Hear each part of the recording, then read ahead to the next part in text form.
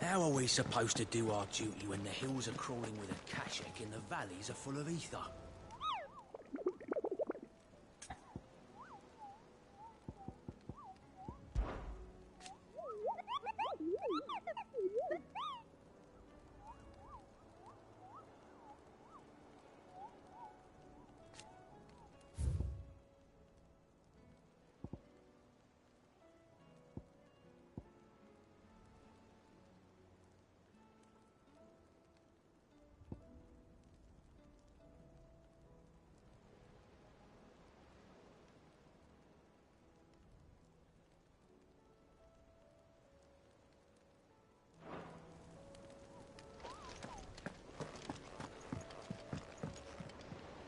Back again?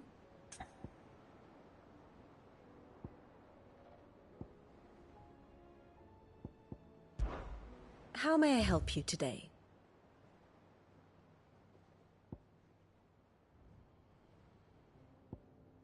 I have the details here.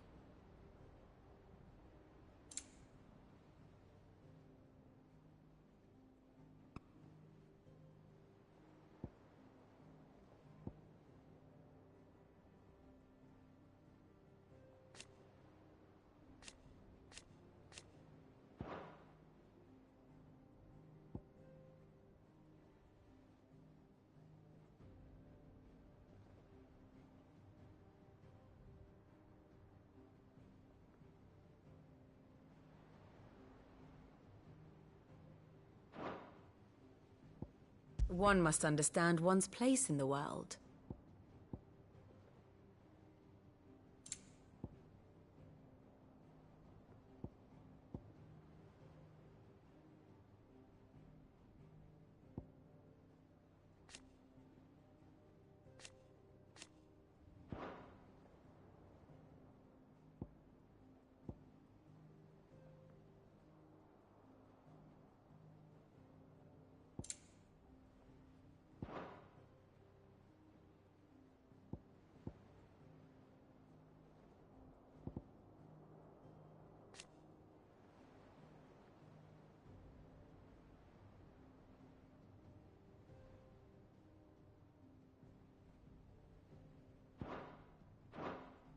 Thus ends today's lesson.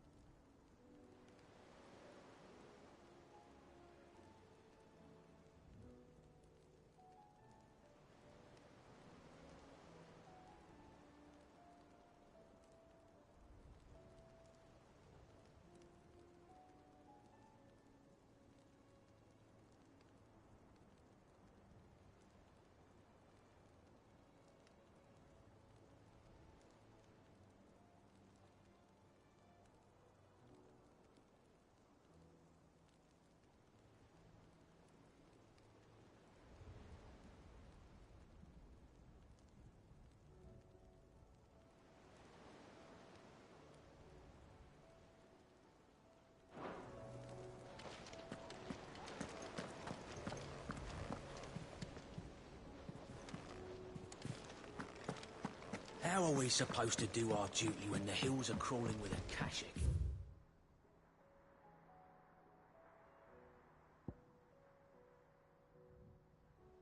Valleys are full of ether. How indeed. My men and I lost an entire day avoiding a flood that wasn't there a fortnight ago. Cole said it was an army of a...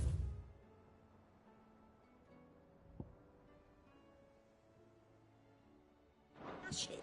What will happen to Mid and the others? They'll be fine as long as Sid is...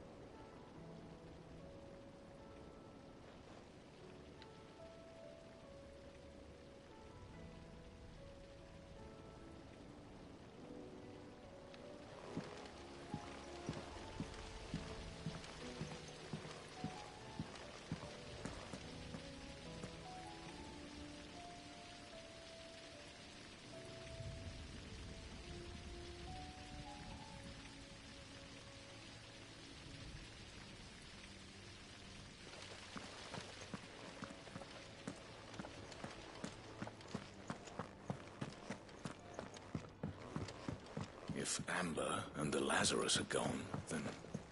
Then everyone...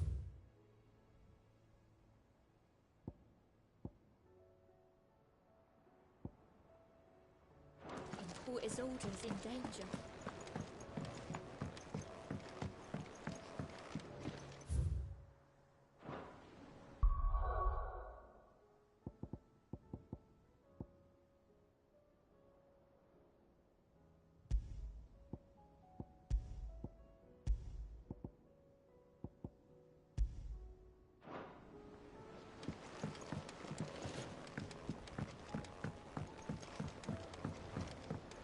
Do you think Mid's ship will ever sail?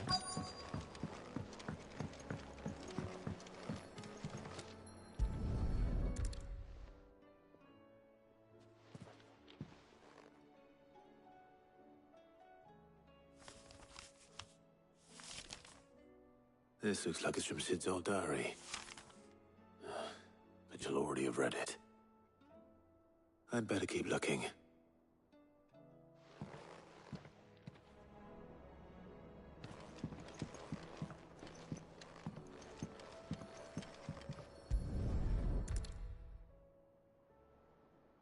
What do we have here? Oh. Sid's pipes. Something tells me Mid won't be needing these.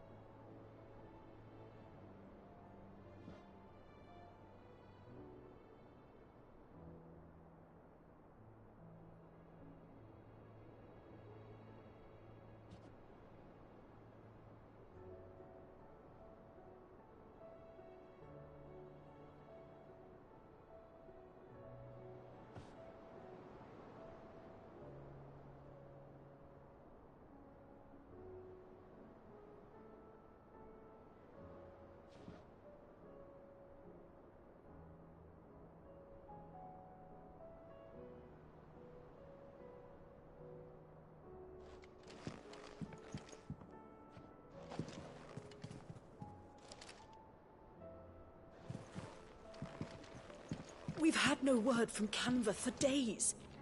Please tell me Mid is all right.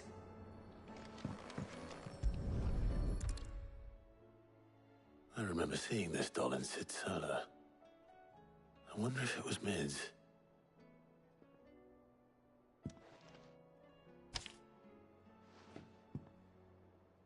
Huh. What's this tucked inside it?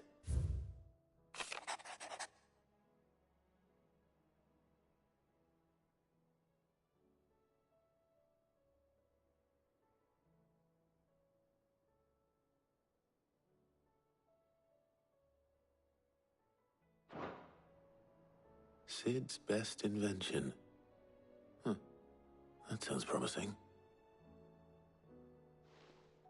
So Sid hid something in Mid's first opus.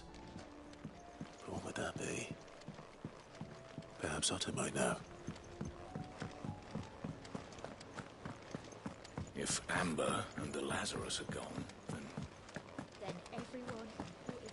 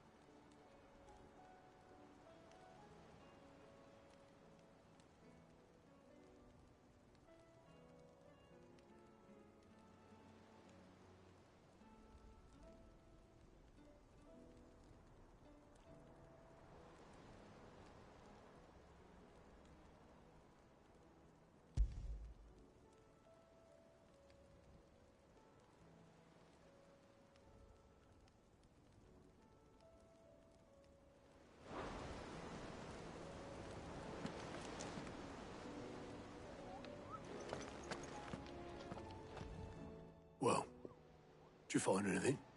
Possibly. You wouldn't happen to know what Mid's first opus was? Opus? That girl's as tone deaf as a banshee. Unless you mean the orchestrion. She couldn't have been more than, what, 11, 12 when she cobbled that thing together? It surprised us all. Not least her dad.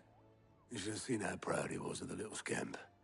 What's that battered old box have to do with anything? I think Sid may have hidden something inside it. Wouldn't surprise me. Those two and their bloody treasure hunts. Half the things in the hideaway were hidden one time or another.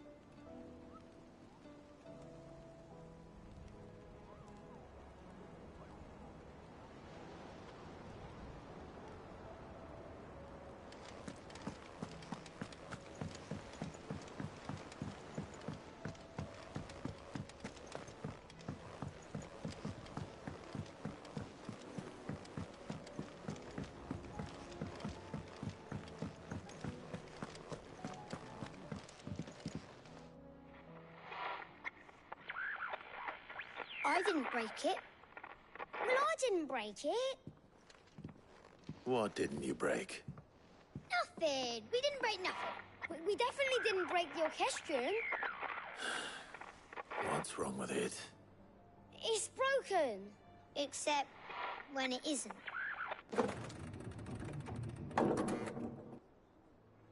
See? And you had nothing to do with this? Nope. Nothing. We just wanted to listen to all the songs at once. So we pressed all the buttons. Like this.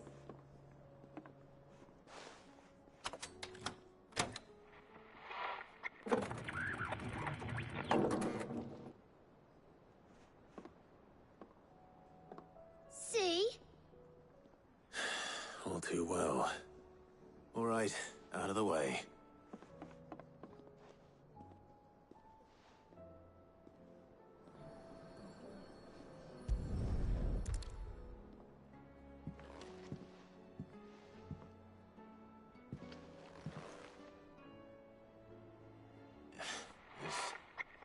Something caught on one of the gears.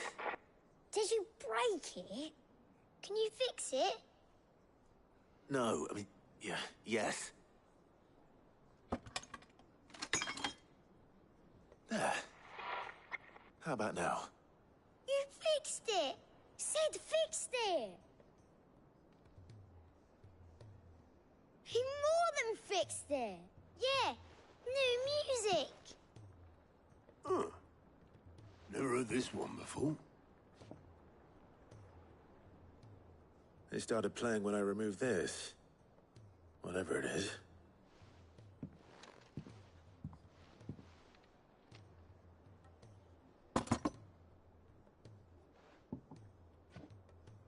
Well, don't look at me. I can tell you it's important, though. Sid showed it to me once and said as much.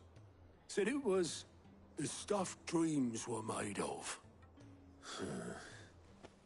Let's just hope it's the stuff ships are made of as well. Indeed.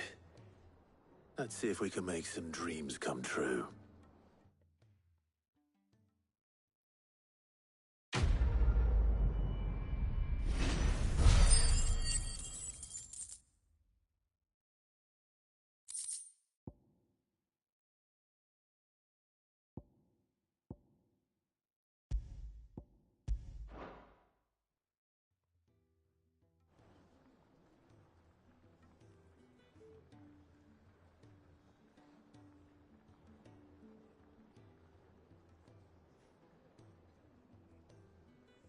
Just the two I was looking for.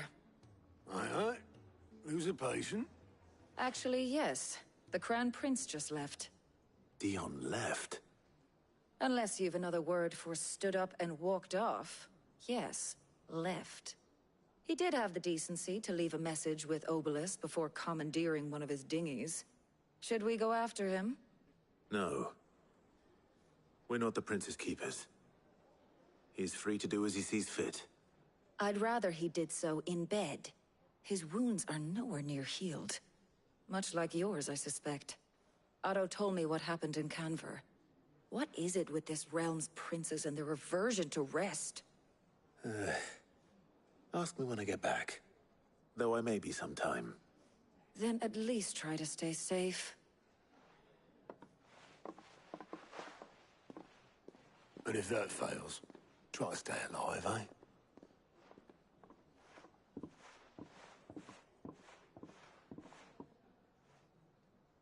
Every moment I waste here, the further the flagship sails. I have to get back.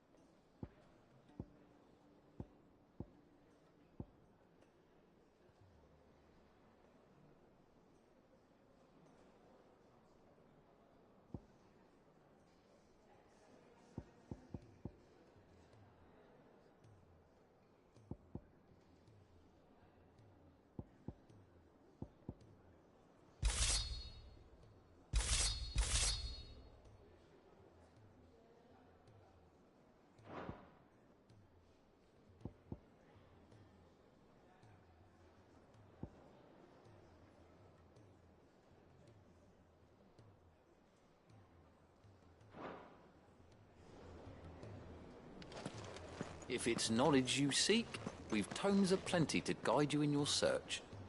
Those tomes wouldn't happen to have letters in them, would they?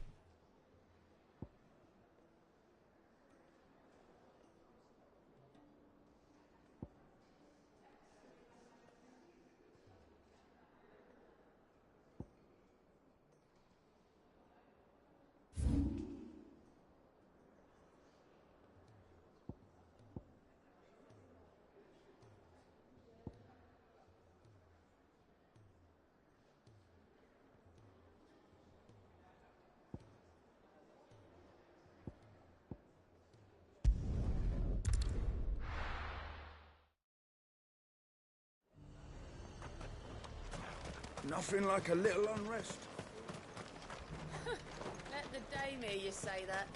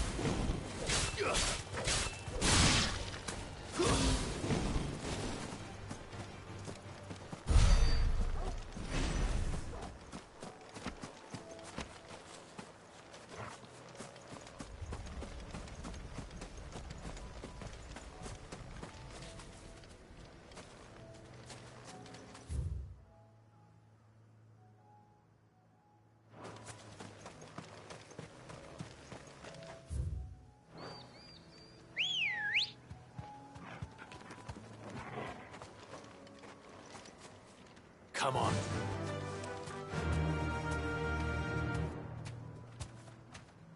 Run like the wind.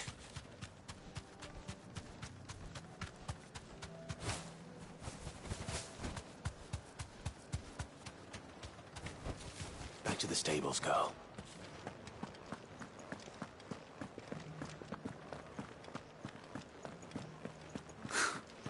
Let have us believe these ghosts have been exorcised.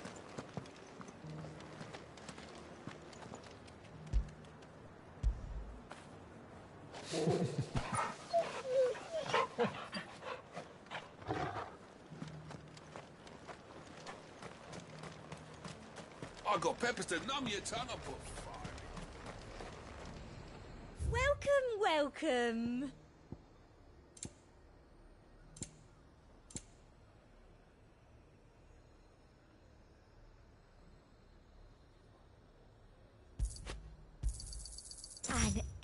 excellent choice.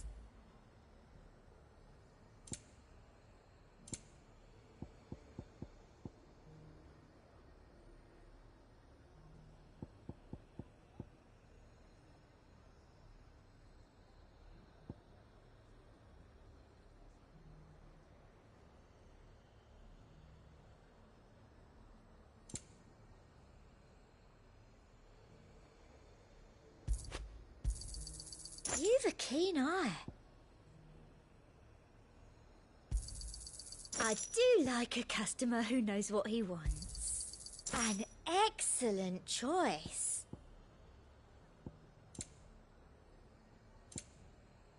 Come back again.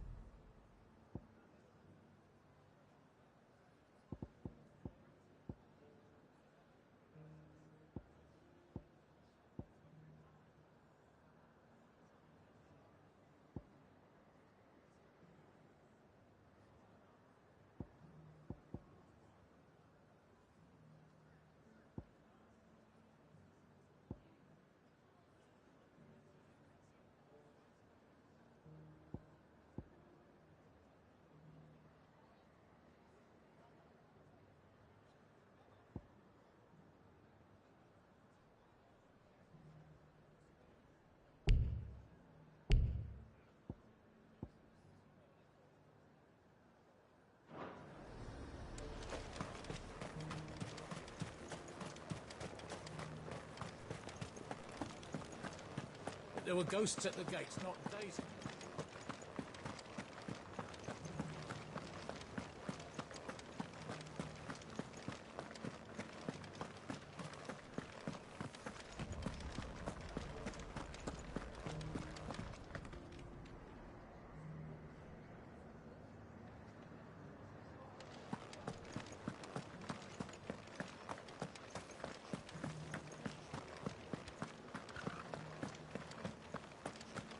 To the meadows, then. That's what the captain said. We had a herald from the Dominion. Said Twinside's fallen and the Emperor's dead. And the Empress. And the Prince. No one left to rule.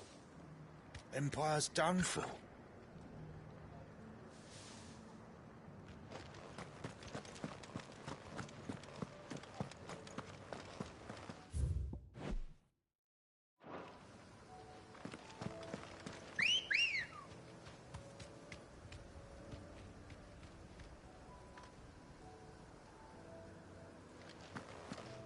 Ready, go?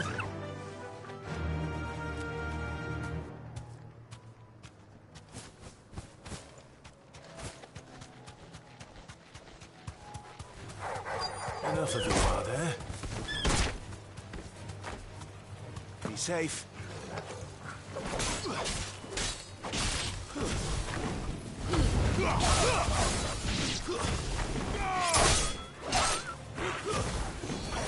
It's over. Hippocrates said I should be able to find what I'm looking for somewhere nearby.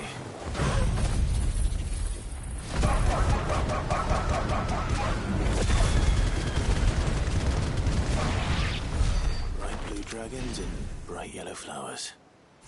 Should be easy enough to spot.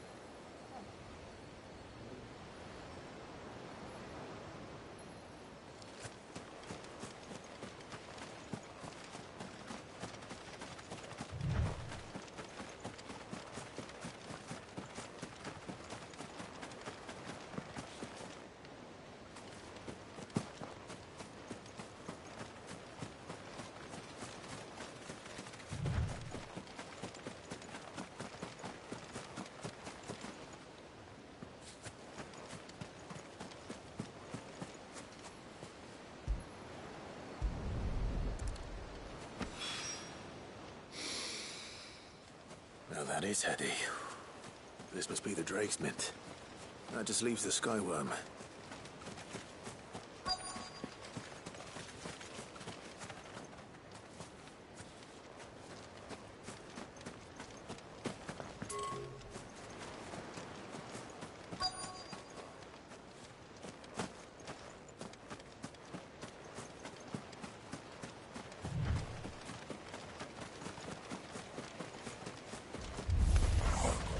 This must be our Wyvern. Right. Let's get this over with.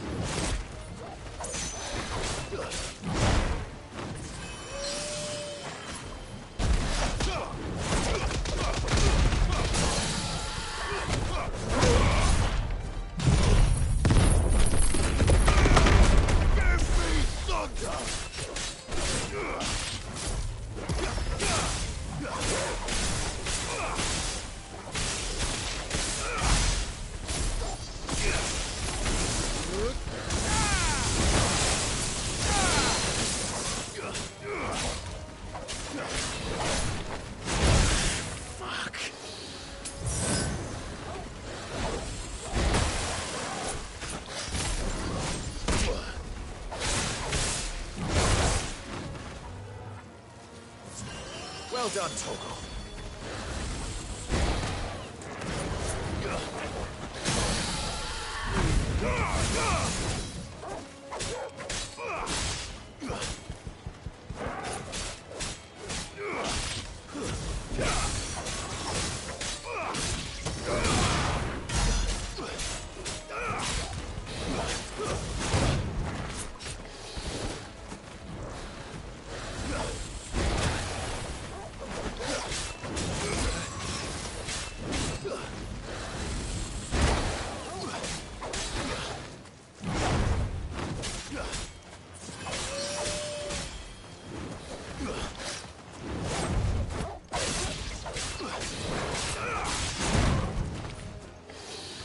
That's better.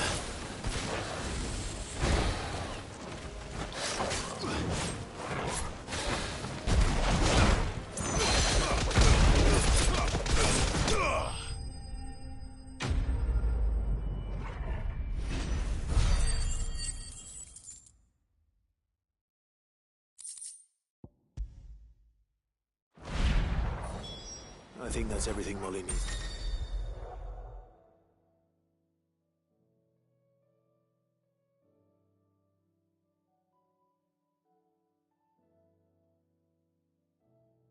Resurrect her recipe.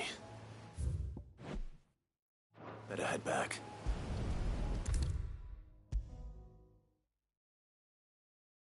Which song should we listen to? All of... So, did you have that word with Tomes then? I did, and he was as helpful as ever. He told me exactly where to look, in fact.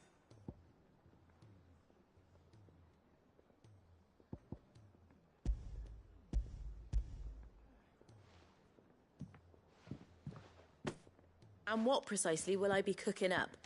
Or is it better not to know? Blueback wyvern liver. And, a herb known as Saint's Bonnet. Ah, wyvern livers, was it? Well, at least it weren't actual worms, I suppose. Now then, you stay right where you are. I've got some cooking to do. Let's hope these grand old chefs of yore knew what they were on about.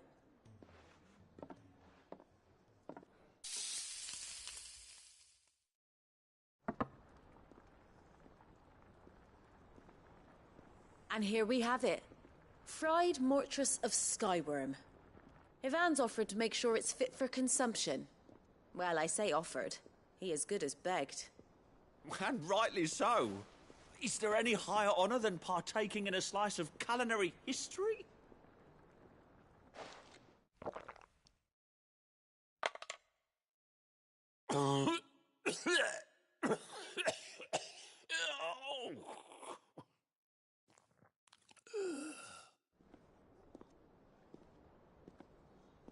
So, not fit for consumption then? What witchery is this?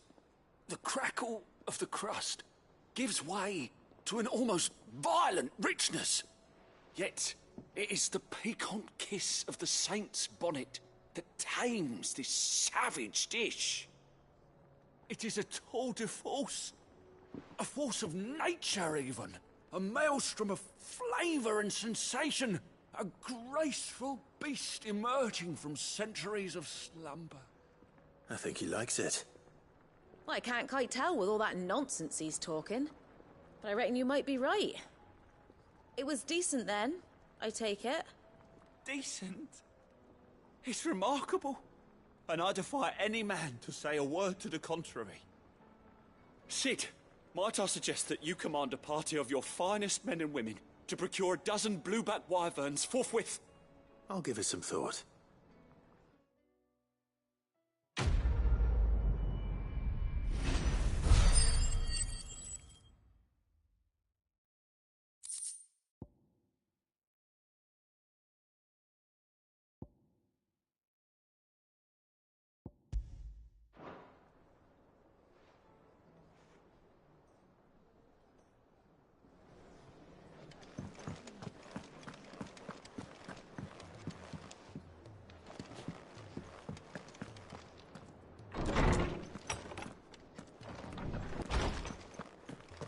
Let me help. Well, did you solve the mystery? It was as you thought. The children had the scales, or the parts of them at least. They dismantled them to see how they worked. Oh, no, Mid will have my head. Thankfully she won't. This might even have been her idea. Although I was the one who ended up teaching the lesson. I'm so sorry, Sid. I know how busy you are.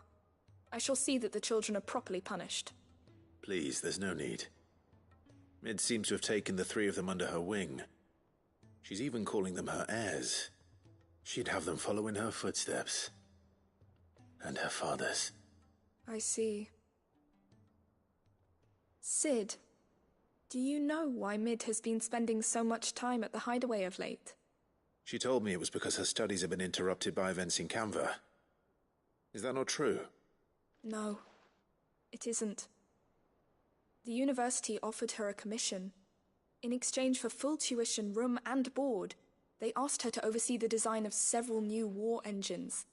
To anyone else it would be an opportunity, but to Mid, who lost both her parents to war, it was a bitter pill. One she was none too keen to swallow. But that should come as no surprise. She's only ever cared about bringing people hope. The very last thing war can be said to do. Which explains her heirs. She's working to give them a better life. And so should I. What's the odd engineering lesson? Ah, you've given them far more than that. And I'm sure they're very grateful.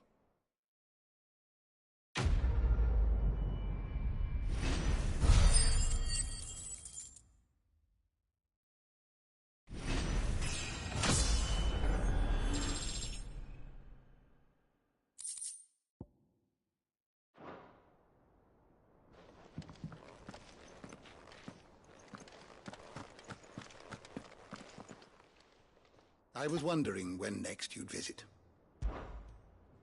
I have a few new notes that might interest you.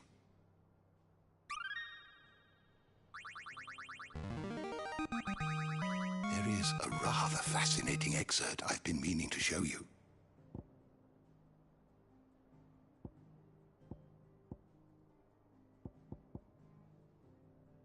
If you have a question for me, I should be happy to answer it. Did you learn everything you needed?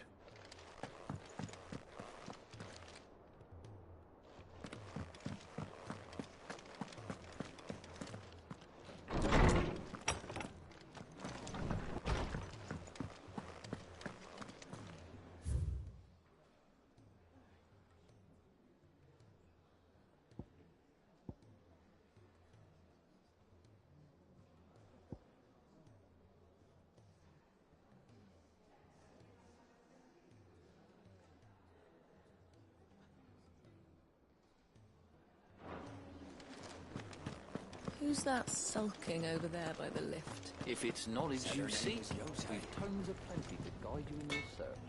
To what do I owe the honour? So, will it be?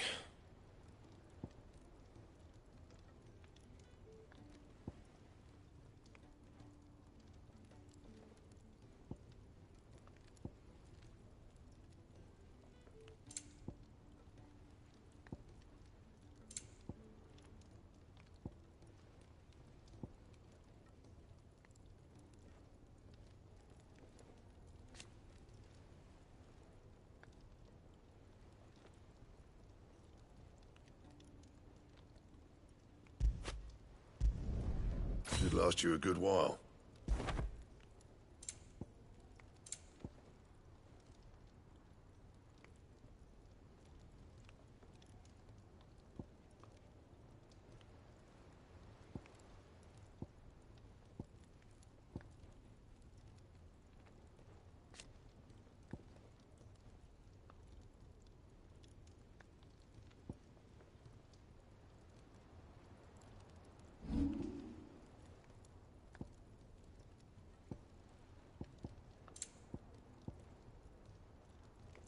And?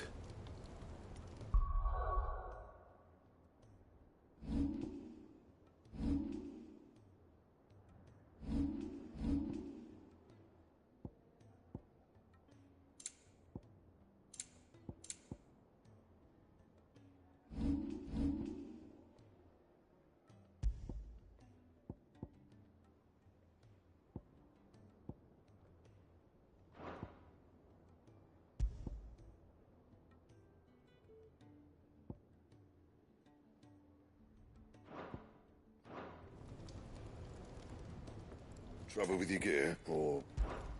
So, will it be? Not bad, if I do say so myself. That it? Fine.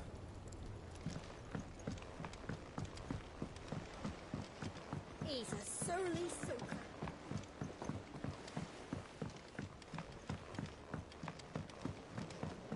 Realm's crops are all...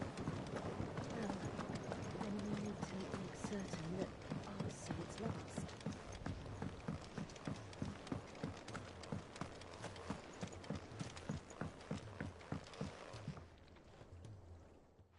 Cid, do you recall the flowers I had you bring back to the yard? Vaguely. Is something wrong? I'm afraid so. I was able to get most of the Morganbeards to take root, but they rarely flower. I fear the soil here does not agree with them.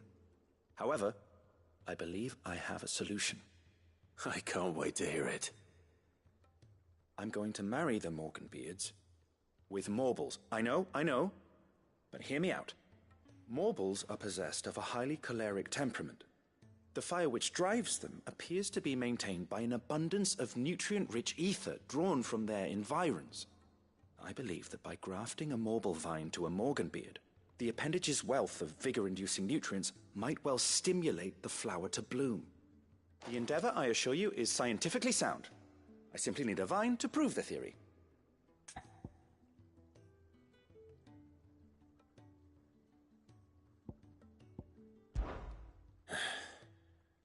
And all you need is a single vine from an ordinary Morble. That is correct. A single vine. As for the Morble, I fear ordinary may not suffice.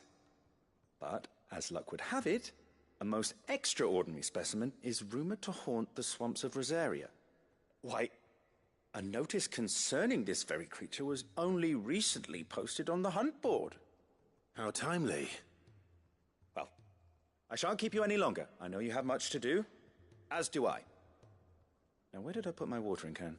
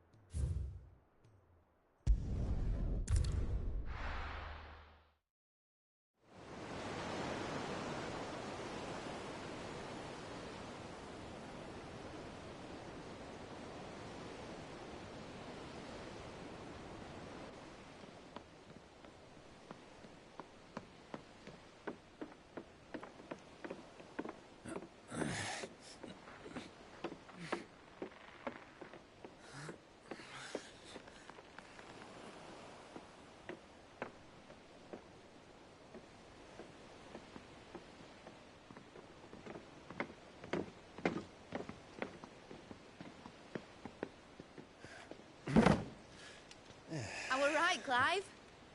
My dad had it all worked out. He'd be proud of you, Mid. His writings may have helped, but this achievement is all yours. Can we catch them? The Ainayar's one of the largest, fastest vessels ever built. And it won't help she has the wind at her back. Any other ship would be hard-pressed to keep pace with her, let alone reel her in. But this isn't any other ship. This is the Enterprise! And the world's never seen anything like my dad's engine. It certainly hasn't.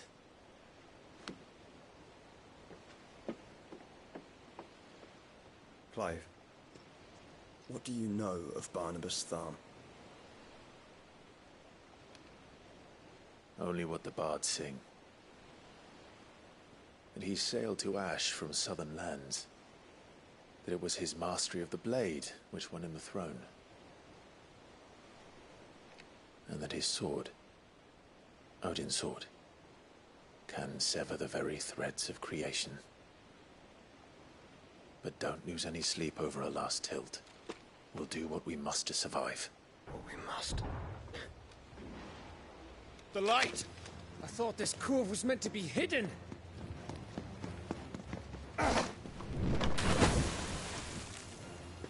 Mid! Company! Eh? We'll hold them off until the ship is ready. But hurry! Bollocks! All hands! Man your stations!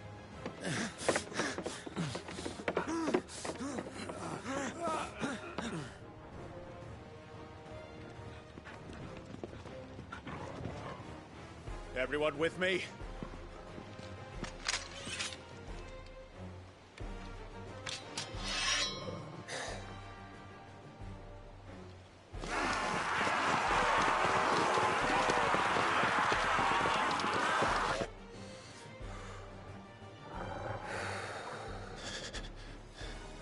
Here they come!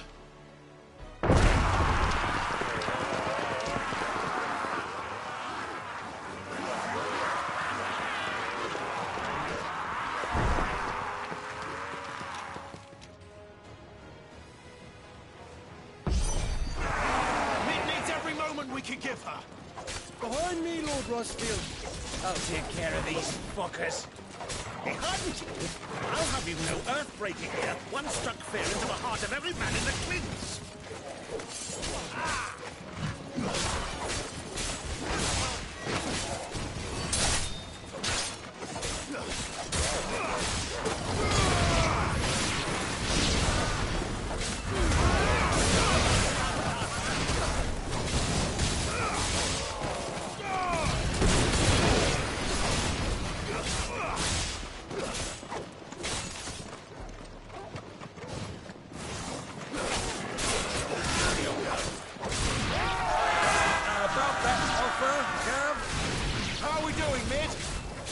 I thought you said that ship was fast!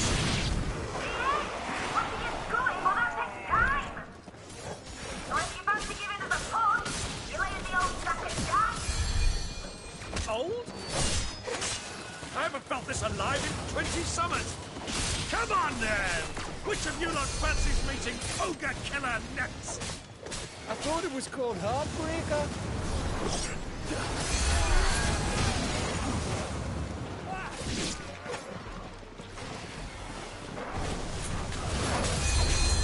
Too slow.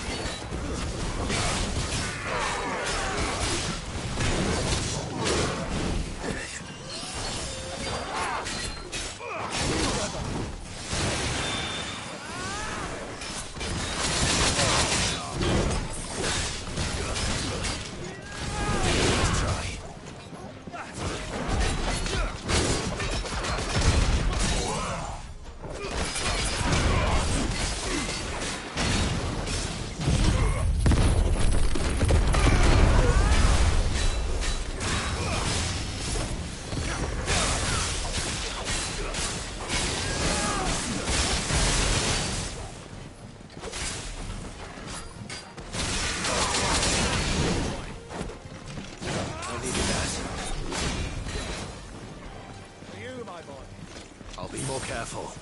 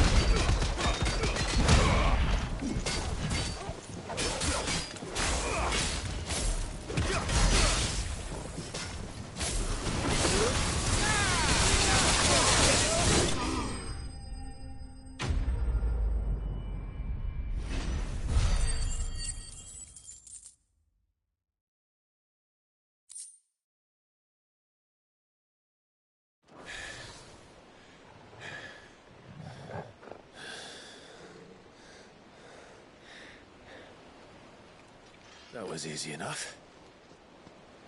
All right, you lousy lot. Get your asses on board. She's ready to sail. You heard the captain.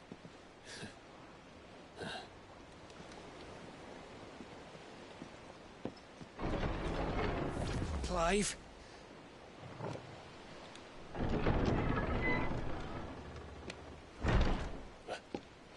But I thought he was... Confounded. Then it is as I feared. Sleipnir is no man, but a creation of Odin.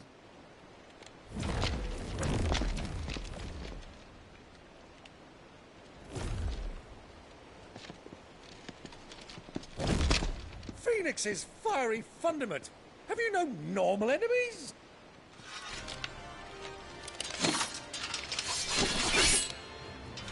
Up for another round? Of course we are. Right, Lord Rosfield? My boy, there was a time people called me the Executioner. Or was it my axe? No matter, heads will roll all the same. Mate! New plan! You leave! We follow! Follow? Swimming, are you? Oh, bugger me! Weigh anchor! Engine's dead slow ahead!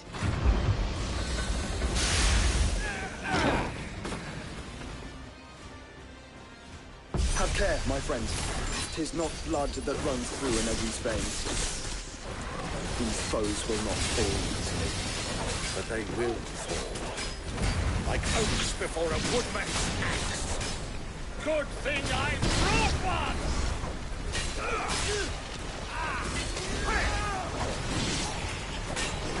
How long are we meant to keep this up? As long as it takes. Unless you have a better idea. Well, I've already killed at least 5 of the bastards. Fuck it! Let's do the lot!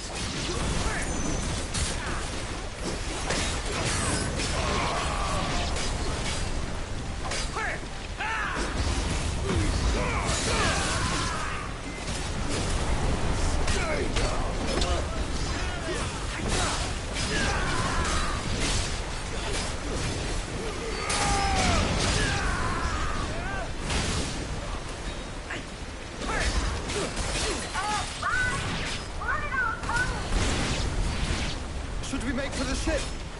Not yet. Wait for my signal.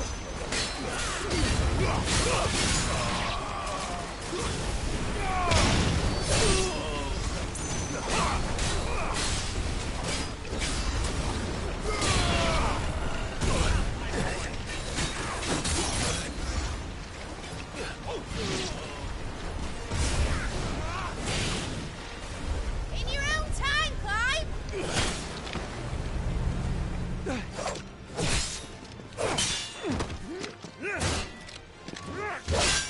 Right, run for it!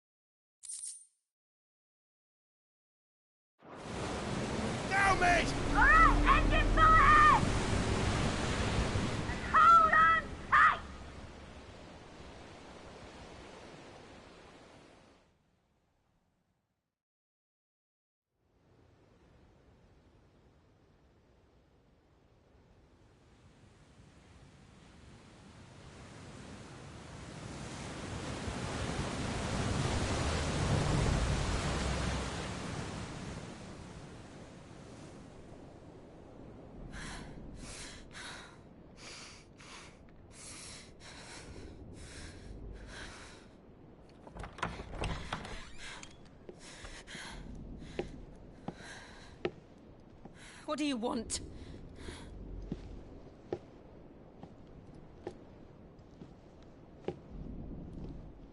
That's quite a mess you've made. And wholly unnecessary.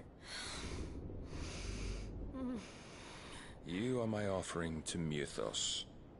I would not see you damaged.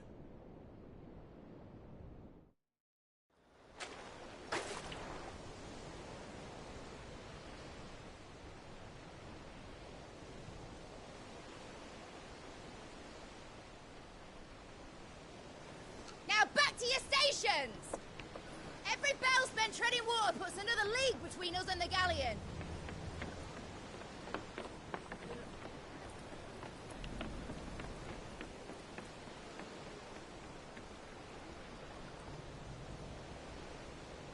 I don't suppose Mid has a spare engine?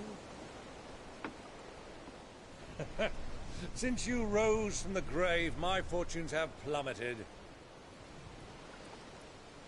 Are you absolutely certain of this quest of yours, Clive? The foes you face are as terrible as they are numerous. Aye, and they'd have us live and die on their terms, which should answer your question. Ah! You have that same stubborn look as your father did when he set his mind to something. On the battlefield, I am but a single axe. A deadly one, mind, but a single one nonetheless. Yet what you require is 1,000, and I believe my old friend in Brandalar can provide them. Take care, Clive. I have many more tales of your father's exploits to share. And I cannot very well do that if you're dead. Again. Good luck, Uncle. And may fair winds attend you. As for you, Joshua, take care. I shall do my best, Uncle. Farewell, my nephews. When next you see me, it shall be with an army at my back. Oh, oh,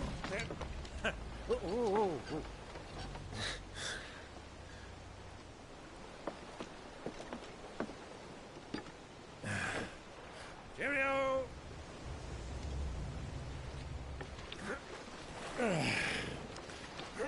Oh, yeah. Do keep up, my boy.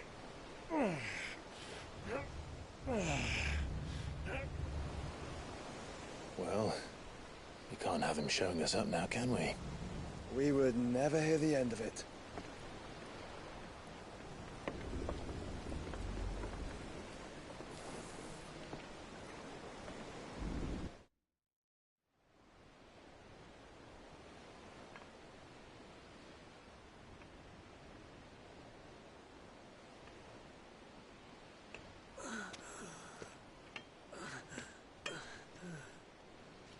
Greek of mercy.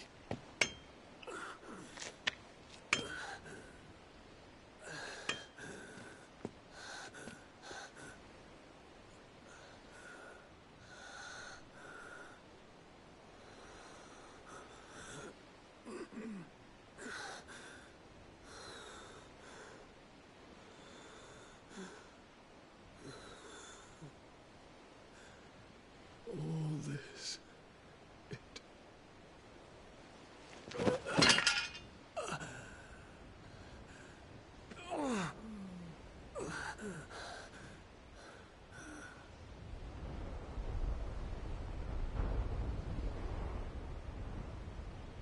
What have I done?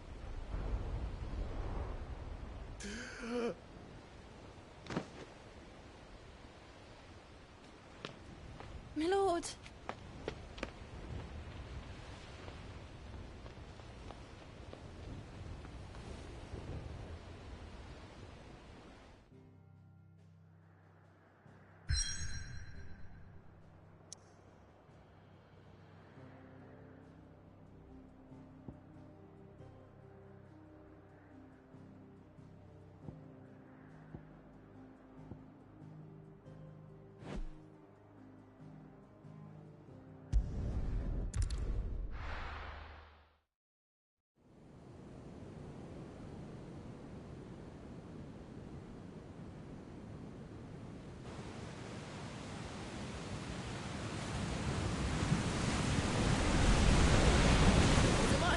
between here and Waloed. But any ship heading north has to round Zemeckis and put through the Narrow. Maintain our current bearing north-northeast, and we'll catch the Black Galleon before she vanishes again. What's to prevent her from circling around Ash from the south? With these winds in those waters, it'd taken forever and a fortnight to reach Stonehenge. Mid knows what she's talking about, Clive. Better than any of us lot, anyway. I say we do as she tells. Sails on the horizon. She's ours.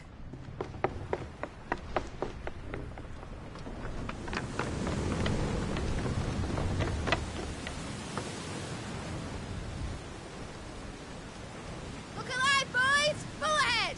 And keep those furnaces fed! Aye, aye! You feel that? Jill. All hands! Battle stations!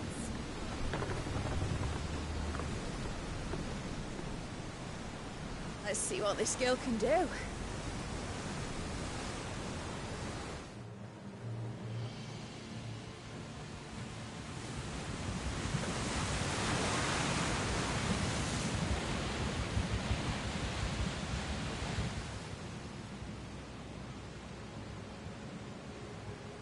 Where one leads, so does the other follow. The bond of consciousness which joins them, condemning both to the same fate. Yet my every attempt to strike it from their hearts serves only to tighten its hold.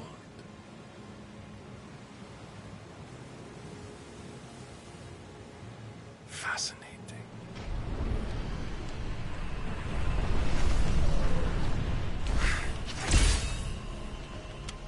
But then, there is naught my blade cannot sever.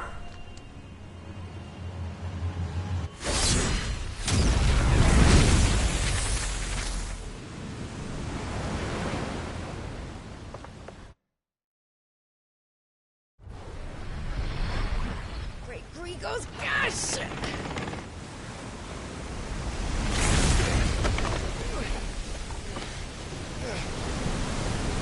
Barnabas. Hard a port! Heads down, you brutes! And brace for impact!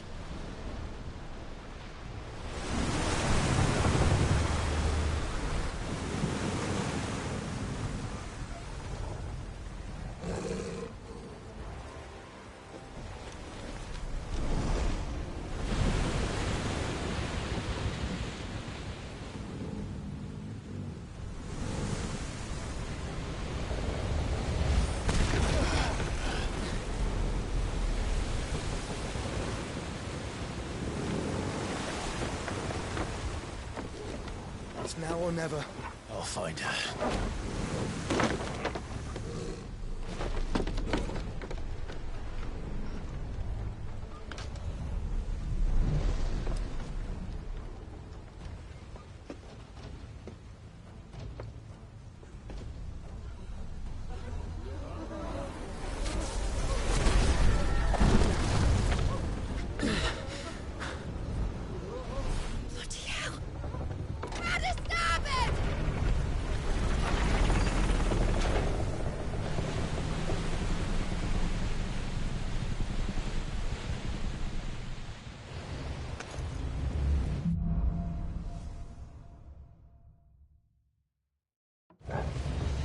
Where did you hide her, Barnabas?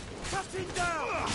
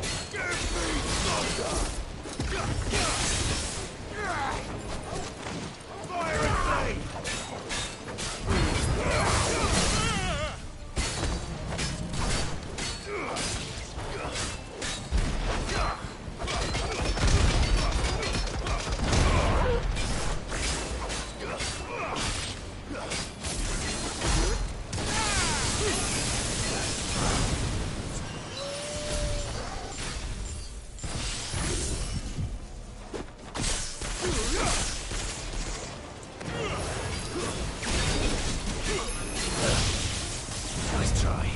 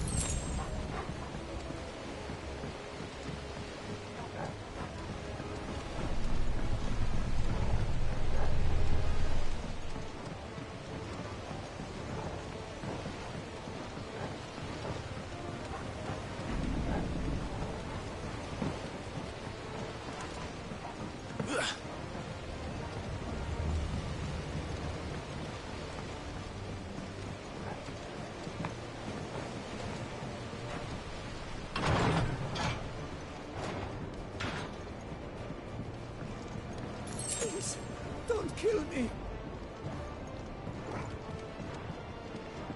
A proper fight at last. And I'm the first We're on all the going to butcher's die. bill.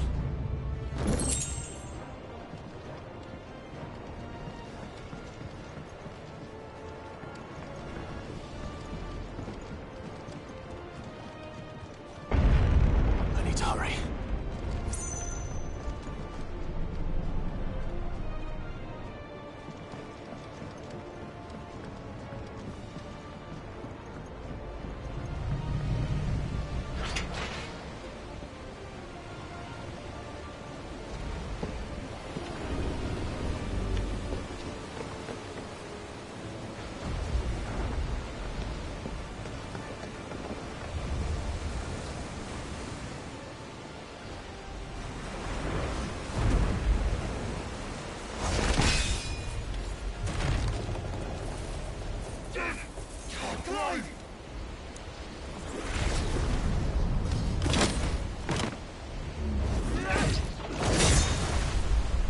No! There he is! He wants him alive! Hold on. I'm coming. For both of you. Extra shotguns!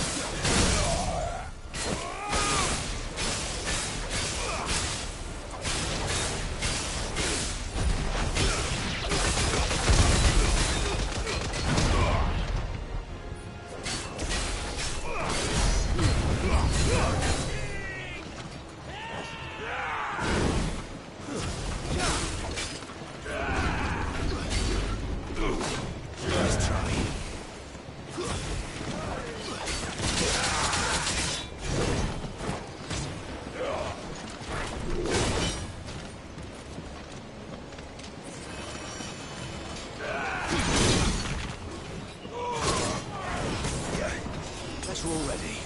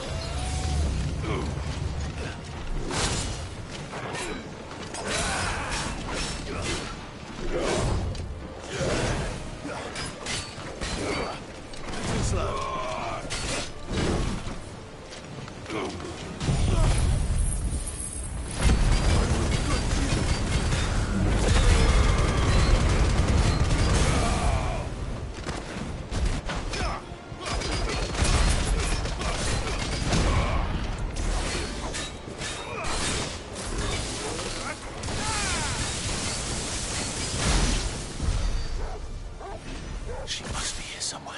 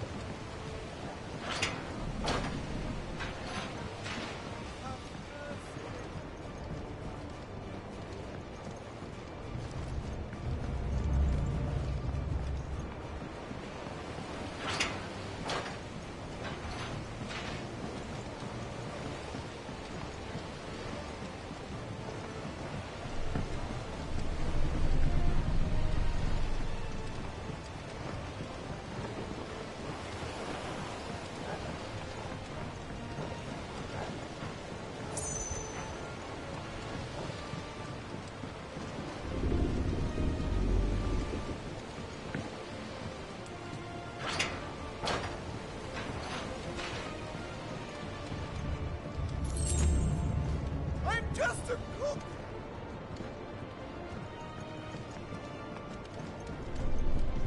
What the hell are you? My leg! I can't feel my leg!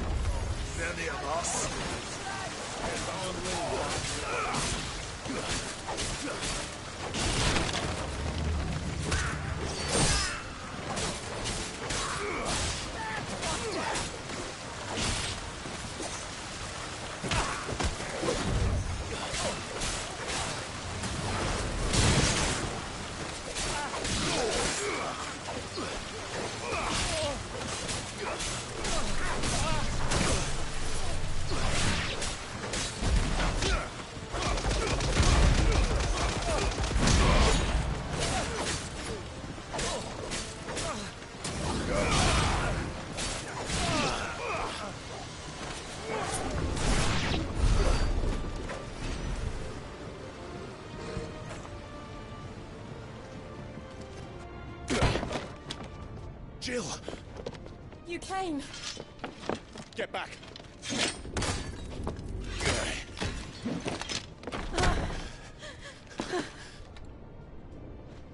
Clive, how did you... I'll explain later. Hands!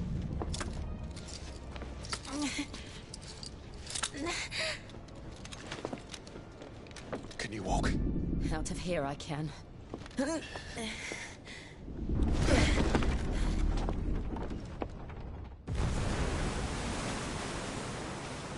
Stand still! Phoenix. Are you not the dominant of fire? I see naught before me but a guttering flame.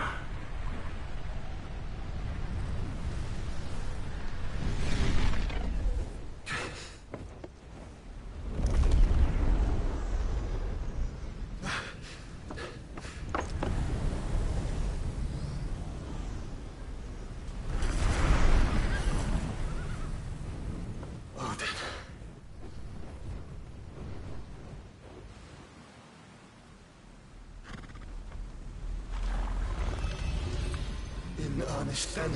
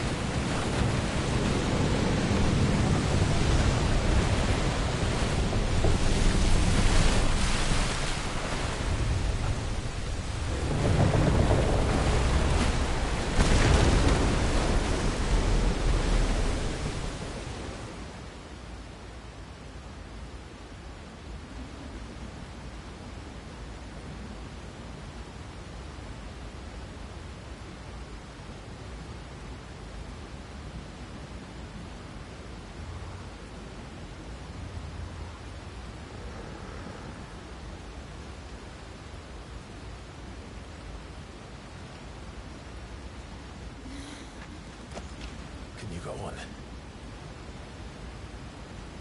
I think so.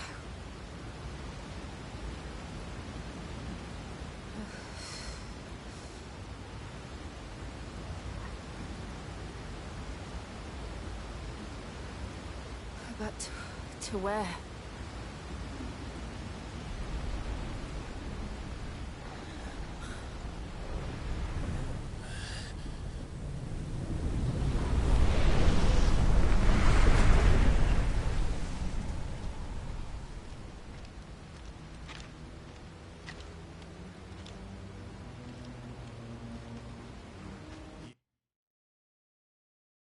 You...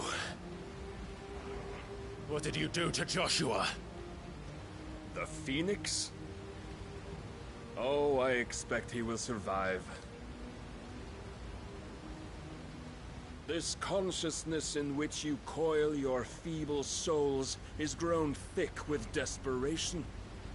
And thus has my master turned to my blade.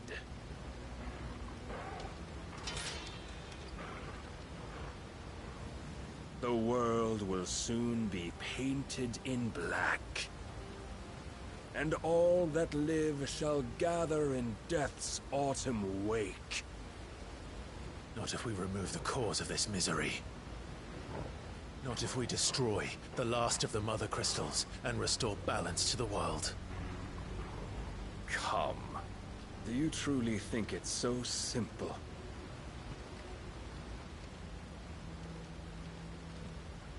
The Blight is inevitable. Not even the Almighty might stop its endless march. Your efforts will avail us naught. Naught, that is, but suffering. You must embrace the truth, Mythos. Accept your place with the Lord. Keep it. As long as there's a chance, there's a choice. Ever led astray by your blind resolve.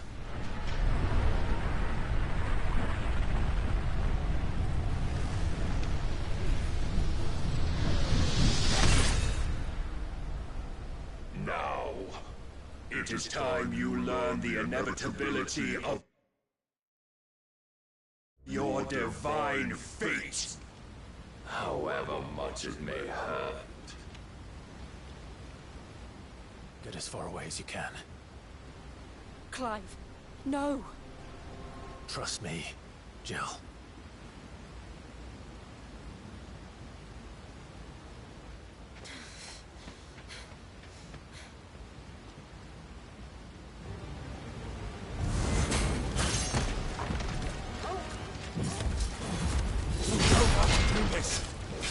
Oh, but we do. If only to remind you of your duty.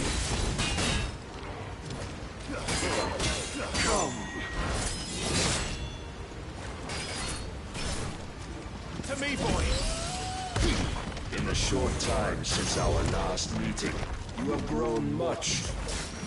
Yet as a vessel, I fear my lord will still find you lacking. Rise, Mythos. Unhurt, Torgal.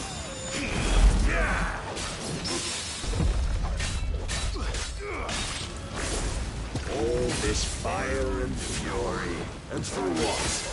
Stopping the blight. A foolish notion fed to you by a foolish man.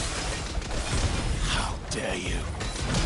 You know naught of this world nor of our place in it. If our fates were so easily rewritten, we would all be gods.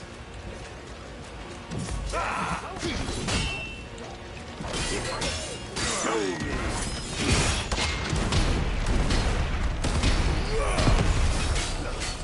I have seen enough. If reason cannot sway you, there are other means of persuasion that might.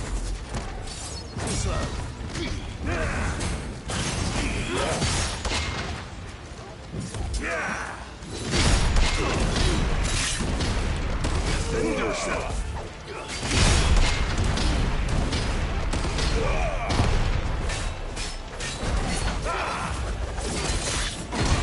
Fine hand. I shall cut you free. Cast off your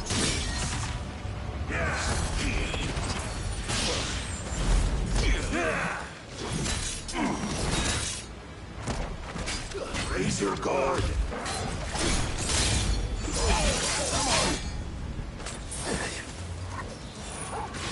To me, boy!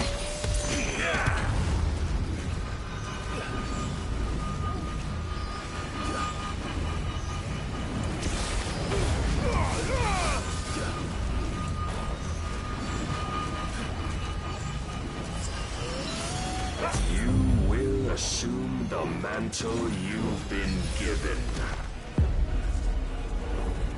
And thus is the light of hope severed.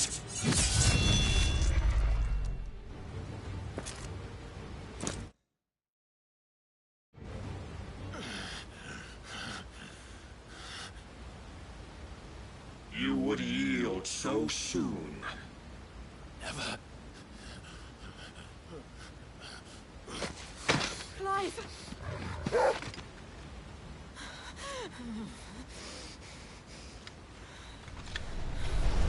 you not see? Your iron will weighs you down, dragging you ever further from your purpose. And what is my purpose? Mythos. Who are we? What are the dominants? The breath of the Creator still warm on our lips. We carry his light that we might guide the masses in his name. We are but mighty acts of God. We are more than that. You would be nothing without what he has granted you. The power we wield is his, and yet every time we draw upon it, it wears away at our very being. It breaks us. It unmakes us, that its immaculate aspect might reveal itself. The icon. It is too much for even his chosen few. Apart from you, Mythos, you wield the might of many, yet your body does not answer for its avarice. What are you saying? What I am saying is that we dominants are a means to an end. We were created for you, that you might drink deep of our strength and thereby fulfill your divine purpose. Which is? To feed. As you would know, could you only look beyond the walls of your prison of self-regard. As long as you choose to ignore this, you shall never penetrate my defenses. Still, you may take solace in the fact that you are not alone in your plight. The chains of volition shackle all of mankind, but there is yet cause to rejoice. For the Lord, in his mercy, has taken pity on his flawed creations, and shall see them restored to their proper forms. And what exactly would that be? Why, loyal servants to God. No. Manners, Lord Rosfield? They are men, like you and me. Albeit ones unburdened by the wills that drive our kind to madness. They are pure.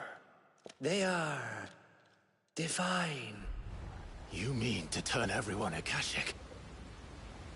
Not turn, Mythos. Turn back. For too long has mankind been led astray by their clamorous wills.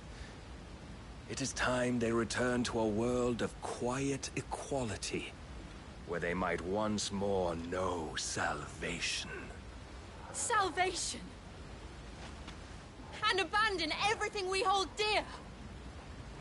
We don't need your salvation. We'll save ourselves, and we'll do it on our own terms. Not yours, and not your gods. With every defiant expression of your will, the tighter the chains of consciousness become. But perhaps that fact may be put to use.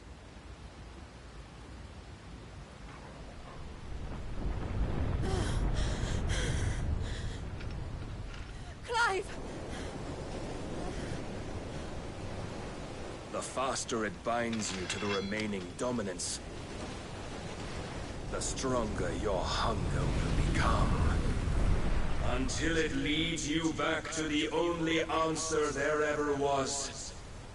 Mayhap not by the path my master intended, but back all the same.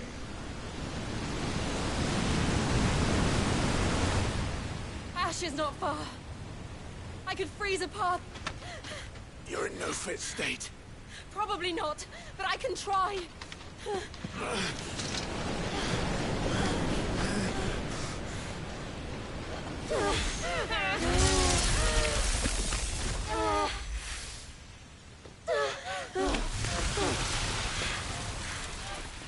Don't look back!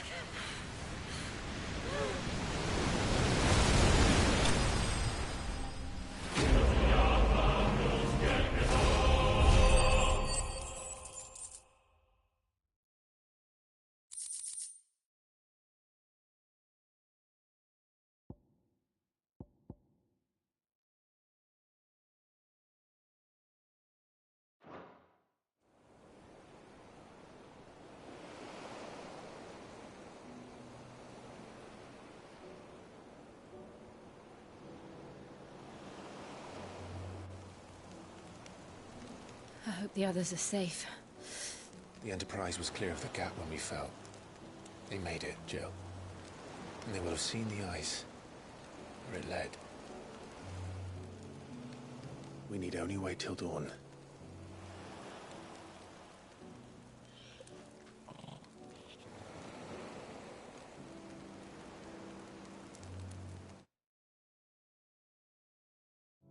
This is the second time Barnabas has bested me.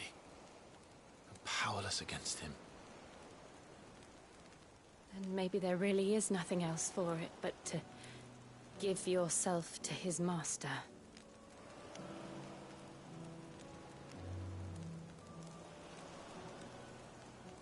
Only you won't do that. The Clive I know would never do that. So you believe? But do you really know me? If what Barnabas said was true, then I'm more monster than man. And each time I summon the flames from within, I burn away the things that make me who I am. Do you, though?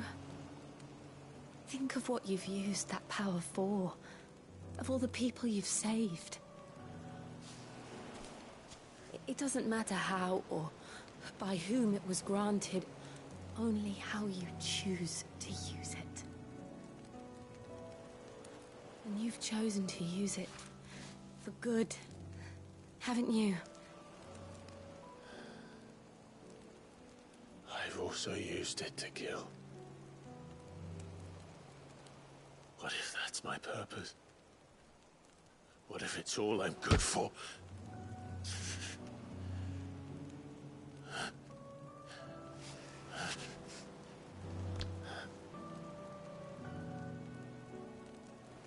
You're still that same boy I grew up with.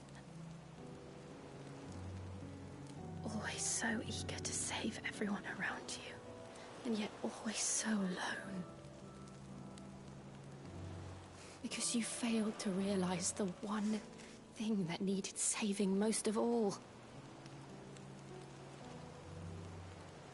You, Clive. You. You never once took the time to save yourself.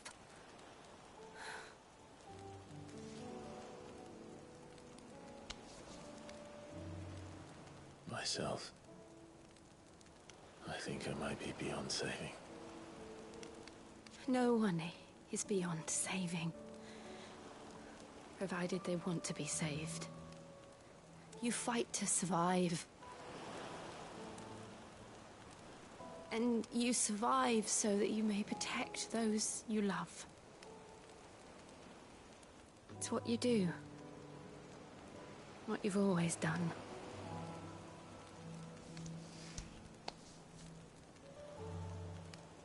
And I know you're not about to change.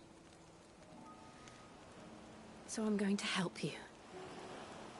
To give you what you need to protect us all.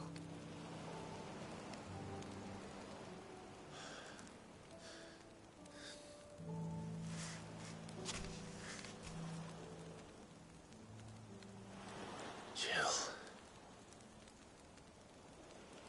Are you sure?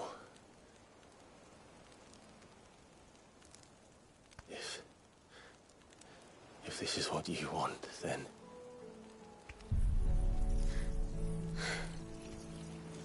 Don't worry, Clive. It is.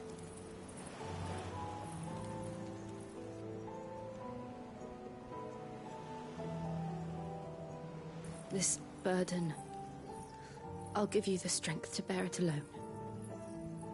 But I'm not alone. These burdens I carry, my sins, my pain, my sorrow, I see now that they are all a part of me.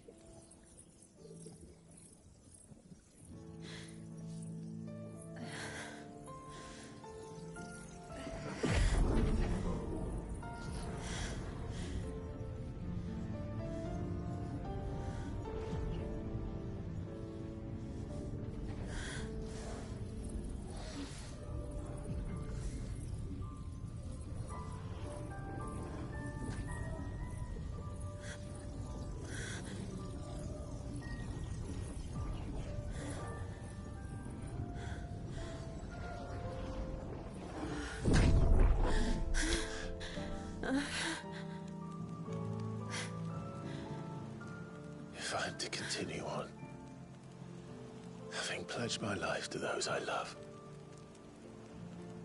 then I will gladly bear your burdens too, until my last breath.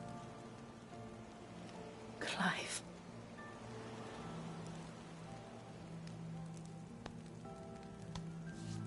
I promise you, Jill, we will find a way to escape this fate.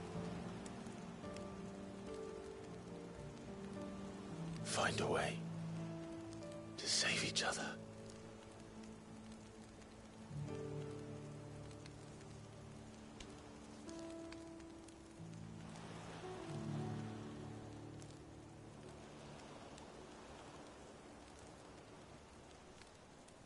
That we might one day look upon the moon again, together.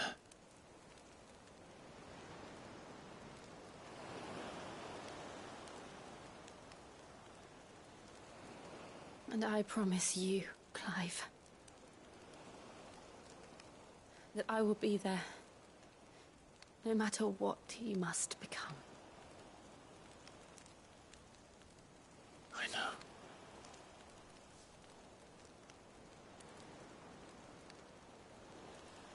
I never thought a smile could bring me so much joy.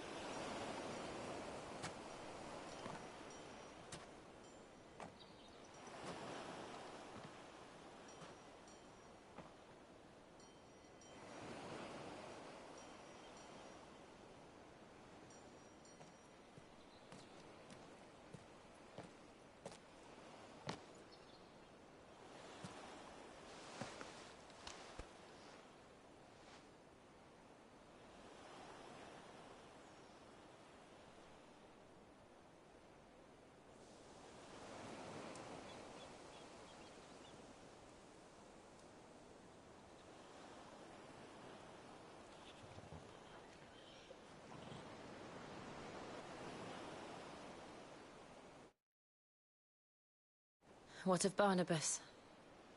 Do we pursue him? No. Our paths will cross again soon enough, whether we like it or not. Besides, there is something we must do first.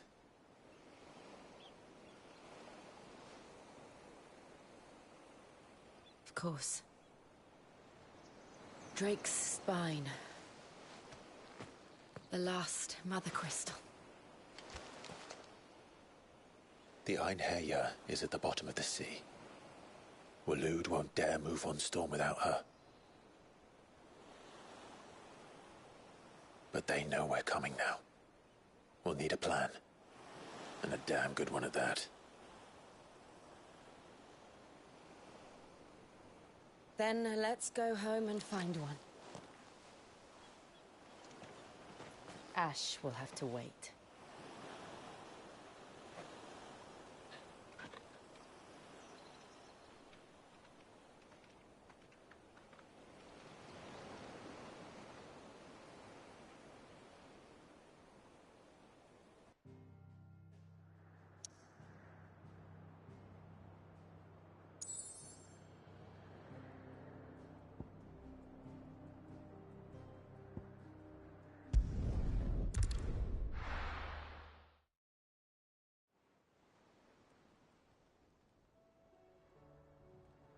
Mid says Odin split the sea in two. She's always been partial to a tall tale. But there's tall, and then there's tall. I struggle to believe it myself. I see your uncle isn't with you. He stayed with the Enterprise. After our brush with the Einherja, she was in urgent need of repair. And my uncle knows a shipwright in Randalar. We're to join him there when we're ready to sail for Ash. You sure that's wise? Last I heard, the place was still overrun with Akashic. Show me a city where that isn't true. Ultima's plague is spreading. We're running out of time, aren't we? We've done our best to shore up that hideaway. But I doubt a few planks will stop what's coming. Still, we'll keep at it. Every little helps, I suppose. Let's hope so.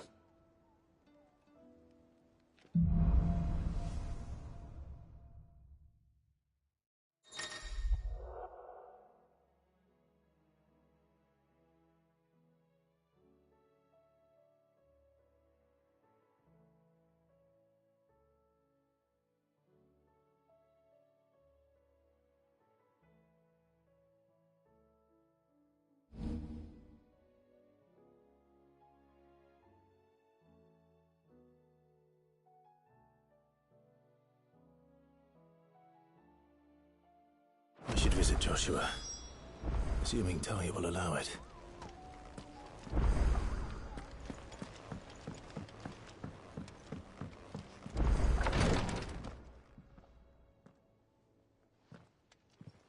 How are you feeling, Joshua? Better than I was. But not nearly as well as you should be. Your cuts and burns may have healed, but your body still bears the burden of every spell cast. And what would you have had me do? It was no ordinary foe we faced. It was the Warden of Darkness. Yet still, it was not enough. The king could have ended me at any moment, but instead chose to toy with me like a curl does a mouse. You underestimate yourself. Oh, it was crystal clear. Only one man established his dominance that day, and that man was Barnabas. I'm sorry, brother. That was ill-spoken. It's just, I have never felt so powerless. And when so many are looking to us for strength, perhaps the prince feels the same.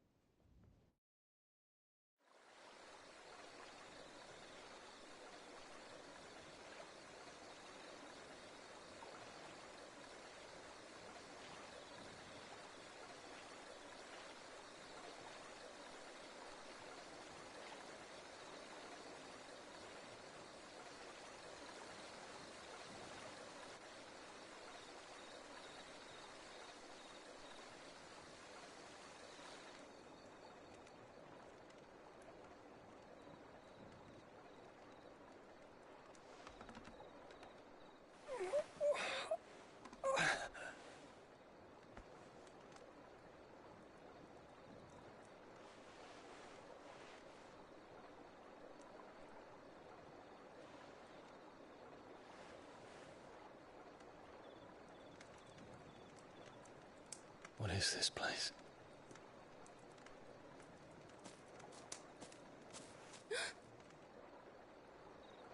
Don't move.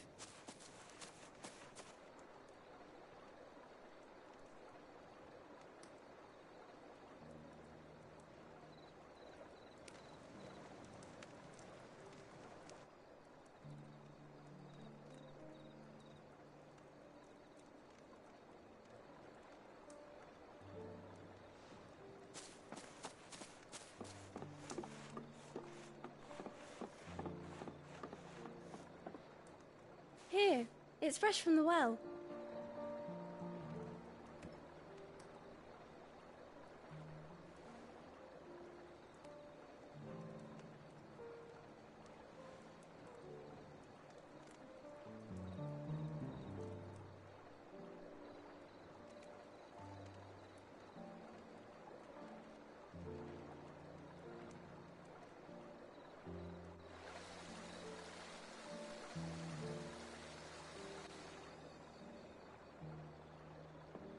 Grandmother told me spirits sometimes get lost, and that the lanterns guide them to their proper place. I set one on the river for her when she passed away.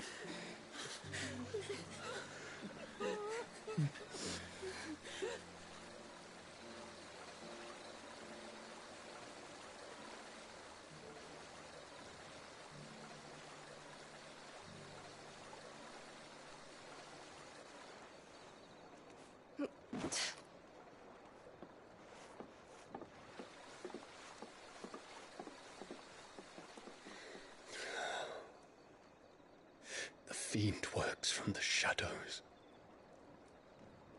Was it you who guided my hand then, Ultima? No, not you. This is my doing, my fault, my sin to bear. And for it, I must atone. Your hurts are healing nicely. It was my poultices that saw you well. You make them? And sell them, or try to. Earns me enough for bread, most days. Forgive me. I have nothing to... I know, but I couldn't just leave you lying there.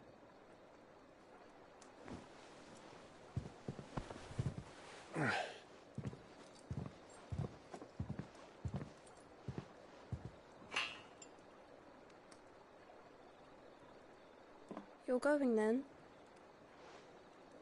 Of course. I'm healed.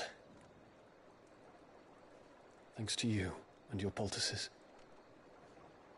Will you promise to come back and visit?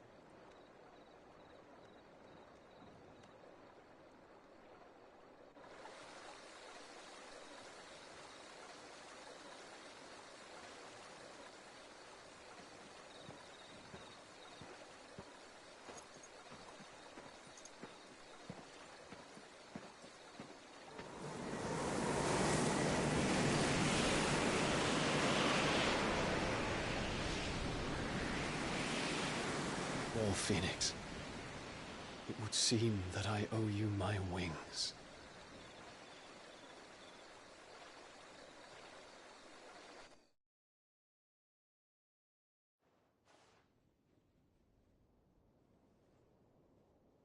Perhaps he can find an answer. You will be returning to Waloed soon, I gather. I see no reason to wait. Then neither do I. I can think of a few, but I doubt they'll stop you. You will take your medicine. Of course, Lady Daya. Set on leaving already, are you? How long will it take us to get back to Ash? Dunno, about the same amount of time it took us to get here. Maybe less, if your uncle can find someone trustworthy to patch up the Enterprise. All depends on where we're putting into port, mind. Yes. It's not as if we can put ashore wherever we choose. We have to assume that the whole of Ash is hostile, and that we'll be attacked on sight. Then we must find a place they won't think to look. And I have an idea who might know of one. The Professor! I'll go and tell you come in. While you're plotting our course, I'll be in the shelves with your lawsman. I wish to pick his brains about Ultima. Then I'll talk to Karen about supplies for the journey. They may not be easy to come by in Ash.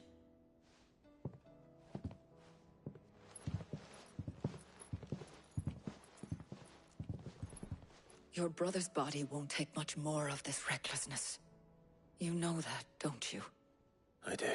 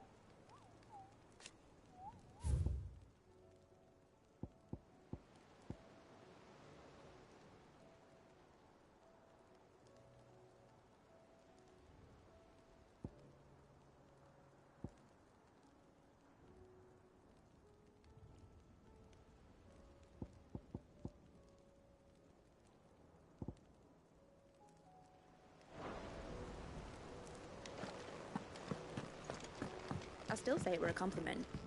Say it all you... Ah, Clive. I was wondering when you'd arrive. Please tell me you've come to take our young prodigy here off my hands. I'm not here for Mid. I need information on Ash.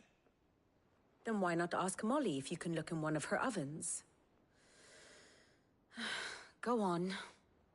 As soon as the Enterprise is ready, we'll be setting out for Drake's Spine. And we're going to need a safe place to land. Preferably one that won't see my ship blown to shit and splinters. If it were that easy, do you think Waloed would have resisted invasion for so long? Very little is known of Ash, and the information we do have is spotty and outdated. We have the good King Barnabas to thank for that. Waloed's borders have been closed to outsiders since the day he seized the throne. If there is anywhere safe to land, you won't find it on my map. Then tell us what we will find. I'm sure you know better than we do. But no splinters! All right. If it will get you out of my hair. But interrupt me, and it's over. Understood?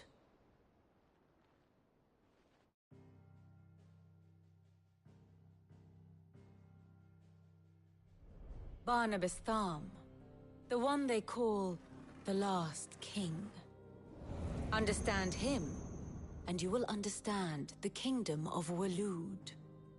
Barnabas was only a boy when he arrived from beyond the southern seas, and barely a man before he united the ragged tribes of Ash. And having unleashed them upon the formidable Veldamark, he set his throne upon the ancient kingdom's ruins. The victory sent shockwaves around Valisthea, tales of Odin's might spreading through every court, parlor, and drinking hole in the realm. Note that this was in the year 843, and that the king still sits upon his throne some 40 years later, quite untouched by time. Waloed's recent inaction left many wondering if Odin had lost his appetite for war. And yet here we are. The Einherjar was committed to the fray, a bold declaration of intent. Orcs swarm around Drake's Fang, and throngs of Akashic haunt Canvas streets. Though how precisely the havoc they wreak serves Waloed remains unclear. Regardless, if the order to attack truly came from King Barnabas, then one thing is certain. Waloed has achieved the impossible, and made bedfellows of beastmen and the ether-addled alike. All of which is a roundabout way of saying that you will be in unknown territory when you set foot on Ash. Much of the continent has already been lost to the Blight, and what few ports remain will be fiercely guarded. And that is to say naught of its natural defenses.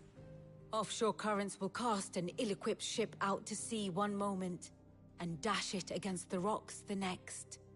But then the Enterprise is anything but ill-equipped, and Mid has made land there before. Now, if only there were someone with an intimate knowledge of the Shadow Coast, and where a daring gentleman might put ashore.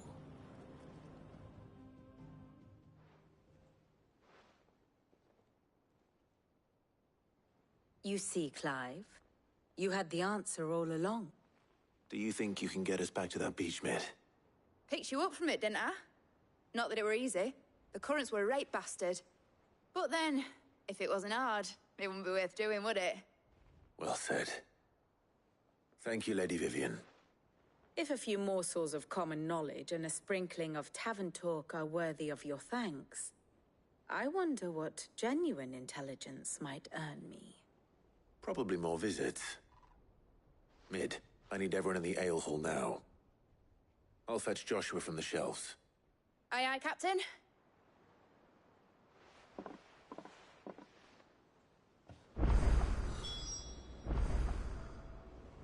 Clive.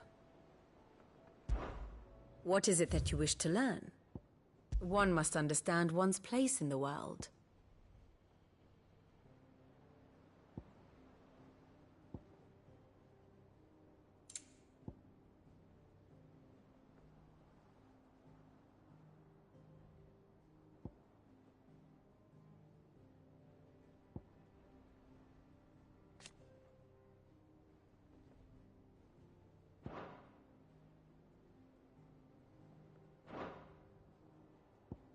I have the details here.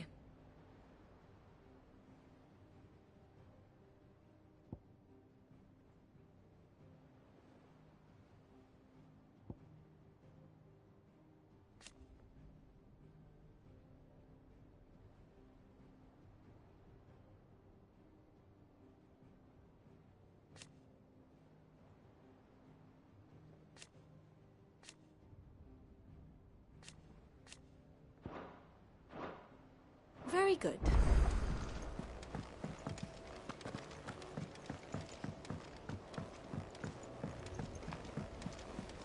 Covered in nicks and lumps, the lot of them. It's a wonder they can still walk.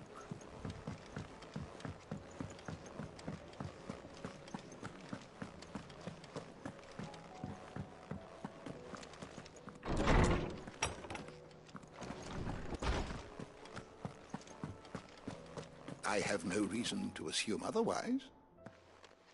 Clive, you must listen to this. Lawsman, tell him. Do you recall when we spoke before on the divinity of Ultima? Well, it inspired me to delve deeper into the subject. And what I discovered appears to agree with the findings of His Grace. You will recall that my quest to uncover Ultima's origins began with the mural at Phoenix Gate.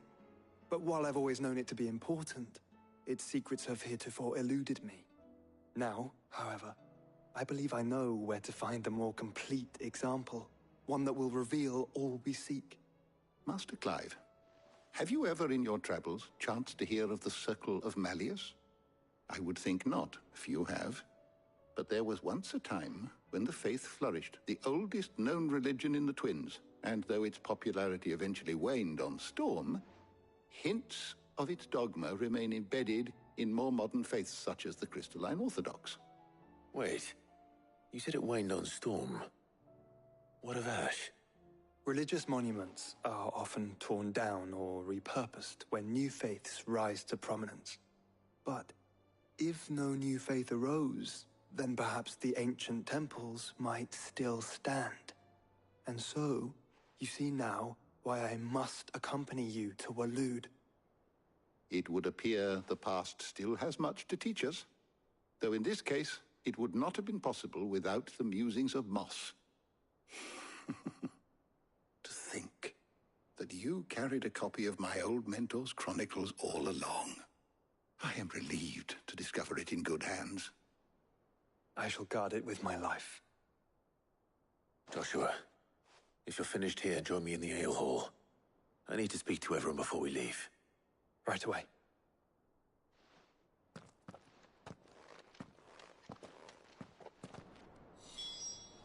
If it please your Mid grace, said might I I could one ride day the Enterprise follow next. the chronicles? No, she didn't. She said I could.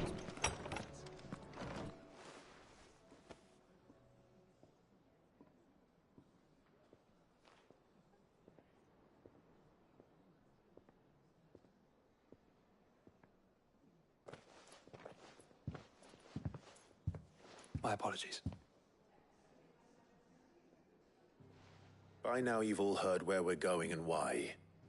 So I won't bother you with the boring details, only the important ones. If we attempt to approach Stone here by sea, there's a good chance we'll be sighted and fall prey to the capital's artillery. So instead, we'll disembark on the southwest coast and make for Drake's Spine on foot. I say we, but it's highly likely the entirety of Ash is under the rule of Ultima. A large party would only attract unwanted attention, as well as slow our march and require supplies which may be difficult to obtain. Only Joshua and I will be going. And a scout. Preferably a good one. Gav, do you know of any? You bet your ass I do. I might still borrow some of Lady Vivian's maps, though, just in case, like. Once you've dropped us off at the Shadow Coast, you need to retreat into neutral waters, fly merchant colors, and stay inconspicuous. If you sense any danger at all, you leave us behind and return to Storm. Inconspicuous is my middle name. But like hell am I leaving anyone behind. The ship ain't going nowhere till your scurvy mugs are smiling on deck. Jill, the Enterprise will appear a tempting target for royalists and pirates alike. You're to stop anyone boarding. Don't worry. I'll keep the ship and her crew safe. You'll be needing passage home, after all. But... very well. If there are no questions, I'll see you all at the docks.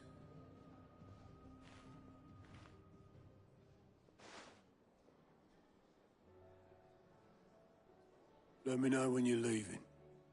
I want a word before you go. Of course.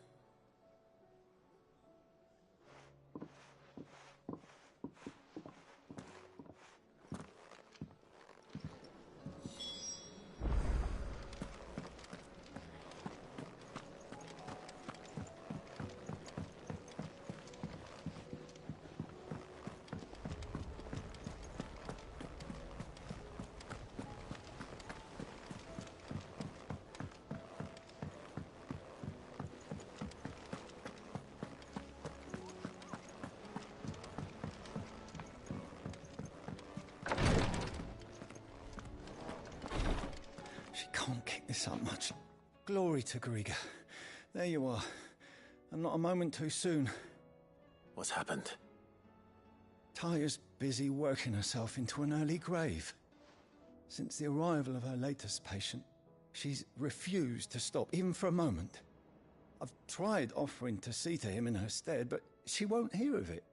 Clive, she hasn't left the infirmary in days. She's pushing herself too hard. And if she doesn't rest soon, will you talk to her? Order her to her chambers if that's what it takes. Because if she keeps this up, I fear the hideaway will be without its best physica before too long.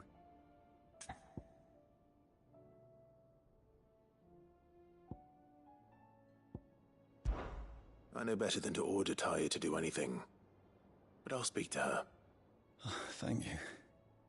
I pray you have better luck than I did.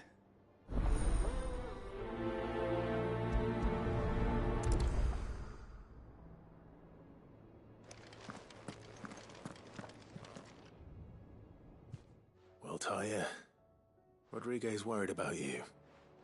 And if what he says is true, then so am I. We all admire your dedication, but you do need to rest. I will, when it's time. Until then, I'm staying put. We owe him that much. Who is he? Someone from my past. Someone who doesn't deserve to die alone. It won't be much longer. The crystal's curse has almost finished its work. If I had the tears, I could ease his passing. But without them, we've nothing that will touch the agony of those last few hours. How would tears help this man? Not my tears. Tears of mercy. Alicia. It's the only thing strong enough. You wouldn't, Taya. Surely. There must be something we can do for him. Sometimes an easy death is the greatest kindness we can offer. You do well to remember that, Rodriguez. I will. We have all the ingredients we need for Alicia Balwam. It needs to be fresh, though, so we rarely have much to hand. I can make the draft if you can bring me what we're missing. Just tell me what you need. There is a species of venom-weeping spider that lives in the forests of Norvent, near Lorbert's Pass. Bring me one of their eyes. Preserve it as best you can, but avoid contact with the tears. I'll make sure the other ingredients are ready before you return.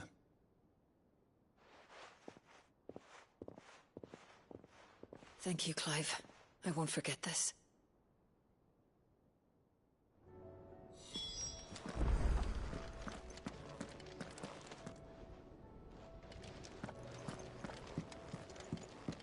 Please, Your Grace.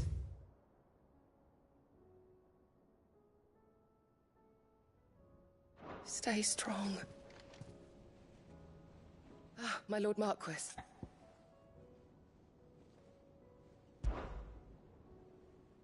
Yote, is anything the matter? You seem troubled. Perhaps I might be able to help. My lord. Yes. Perhaps you might. It's your brother. His condition continues to worsen, though he does his best to hide it. The lesion on his chest pains him more with each passing day. I had feared as much. There are certain elixirs which can ease the suffering of those afflicted by the curse, but...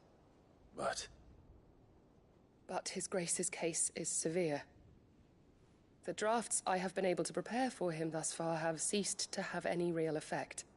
So I consulted with Talia and certain of my comrades among the Undying about the possibility of finding something stronger. And thankfully, a recipe was found. The only problem being that the critical ingredient is exceptionally hard to come by, and our supplies are almost exhausted. Unless we can secure more soon, your brother's anguish will likely become unbearable. My lord, I know that I have no right to make demands of you. But would you help? For Joshua's sake. For Joshua? Anything. Thank you, my lord. So, what is this critical ingredient? A rare herb by the name of stonerwort. It grows only where the ether is densest. The vigor it stores in its stems helps to counteract the curse. We discovered a patch near the aqueduct in Rosaria. But alas, yet more ether has erupted from the earth there recently, leaving the whole area flooded. The search continues for a new source. One that we might reach without being turned. So it's only that you can't reach it? The stonerwort itself is unharmed by the flood? Well, yes, but... Then I shall go in your stead. But, my lord... You've yet to find another source, correct? So for now, the aqueduct is our best hope. Besides, I'm a dominant. The ether can't hurt me. Well, if you're sure, my lord. Stonerwort is easily identified by its blood-red blooms. Search around the aqueduct, and you're sure to find some soon enough. I shall remain here and prepare the other ingredients.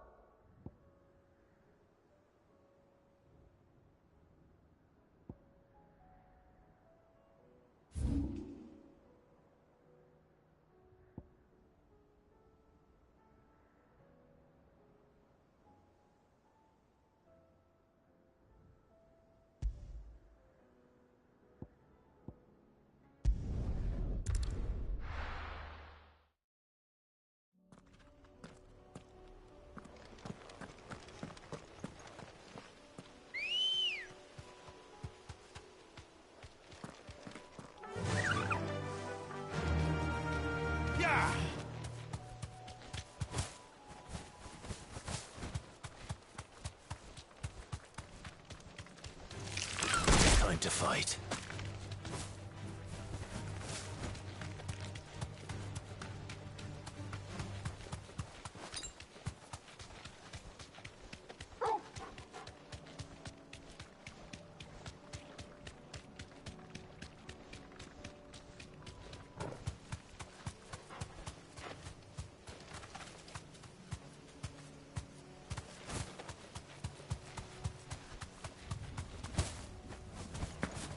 Here's the aqueduct.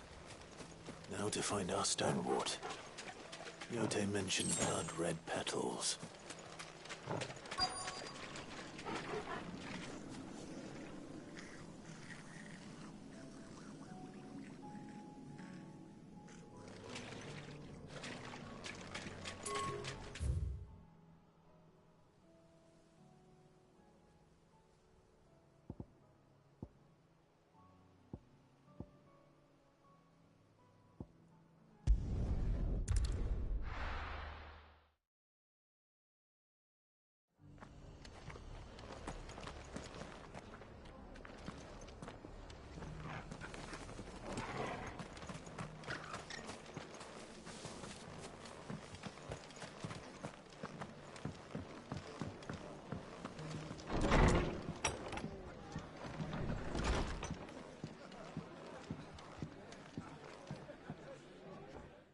Clive. Just the man I was hoping to see. Oh? And why is that? You remember how some of Sir Wade's guardians took up residence here after the Akashic attacked? Well, now the rest have come to join him. Seems their barracks in the Lazarus have been lost to an ether flood. Now, I don't mind having a few more brave boys around to keep them animals at bay. I ain't daft after all. But we ain't got nowhere for 'em to bed down. Poor buggers are having to make do with haylofts and chocobo pens. I'd build 'em a new barracks here if I could. But where would I put 'em? There just ain't enough room up here on the rock.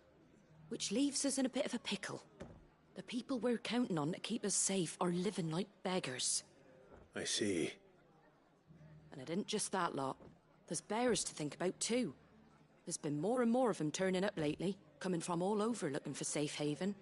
But there's only so many we can shelter with the room we've got. We can't keep cramming more and more people into less and less space. What we need is a new home for our new arrivals. And that's what I was hoping you might help me with. If it ain't too much of a burden, of course.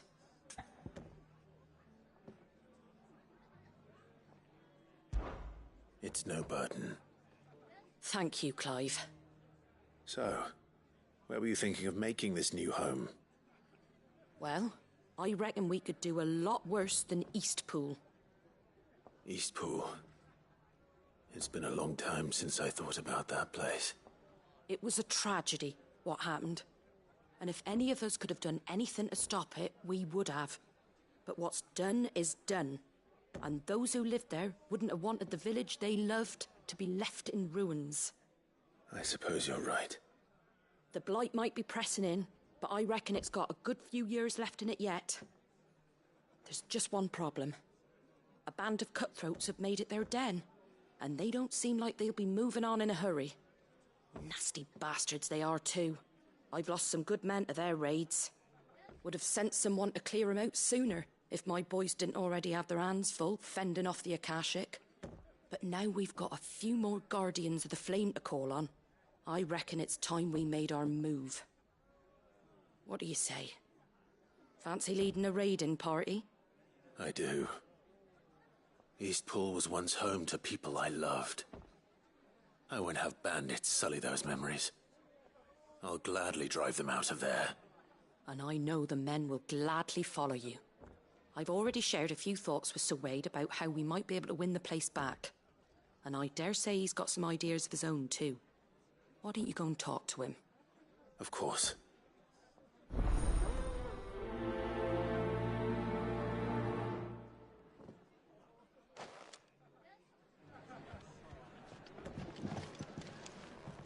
Reckon Eastpool would make a nice little home for a few bearers and guardians with a mind to make a go of it. Once those blasted bandits have been sent packing, that is.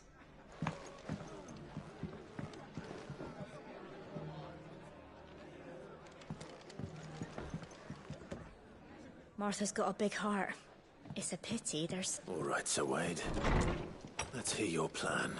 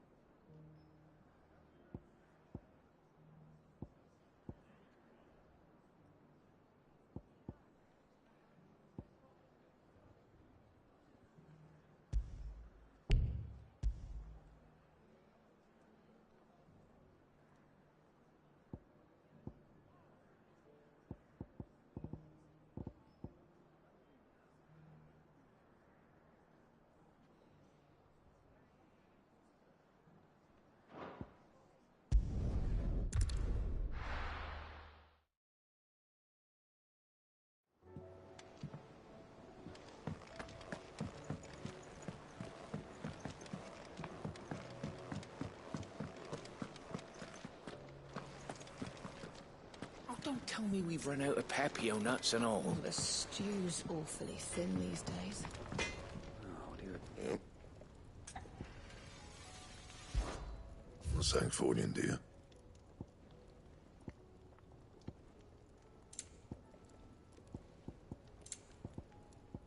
Anything else?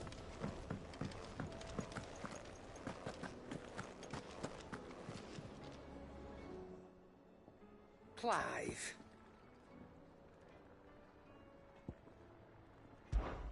Thought you knew better than to put stock in unfounded gossip.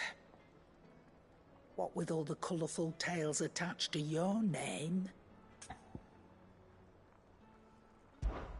If you're gonna buy something, be quick about it.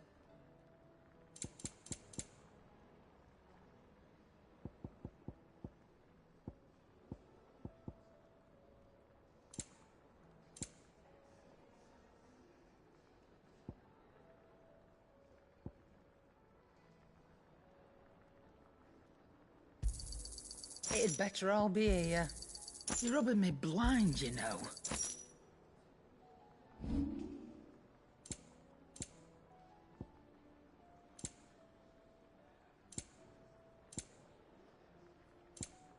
Is that all?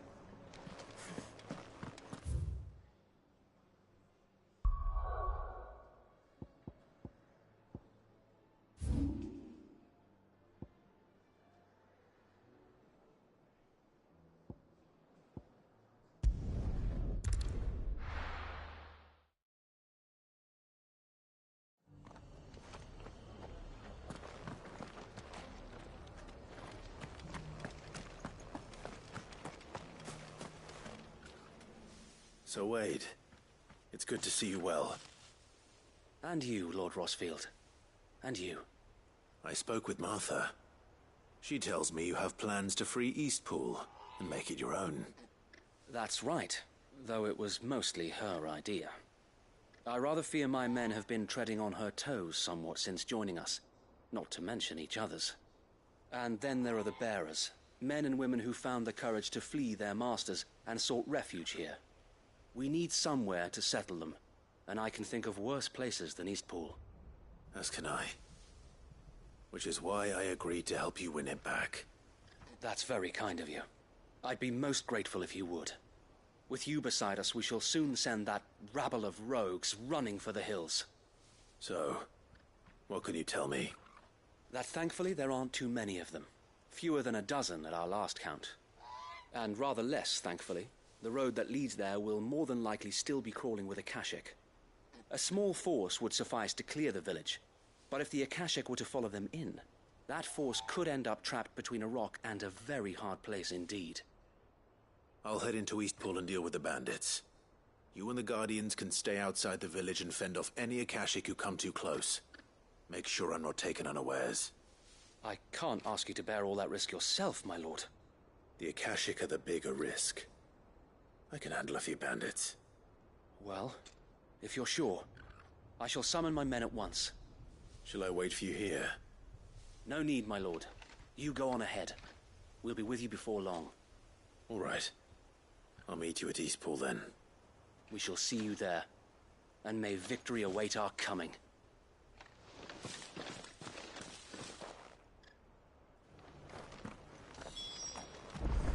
Inn's full. Don't bother. This is no time to ride.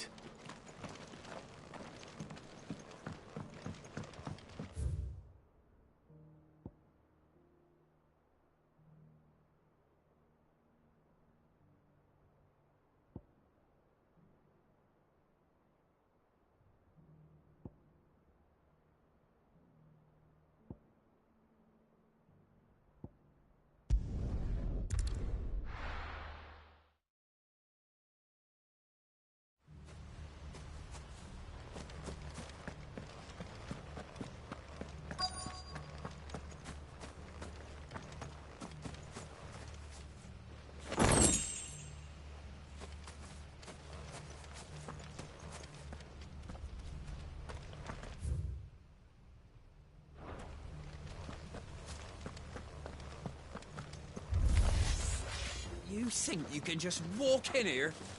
Kill him. You will leave Eastpool now, or face the consequences.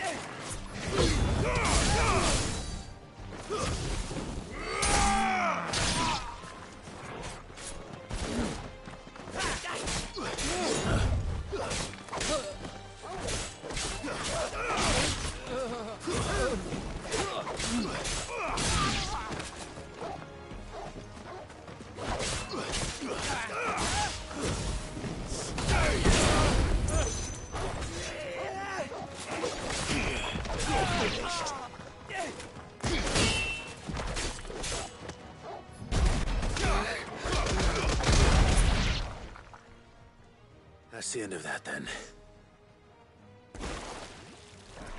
Or maybe not. What's that thing doing here? Doesn't matter. It goes too.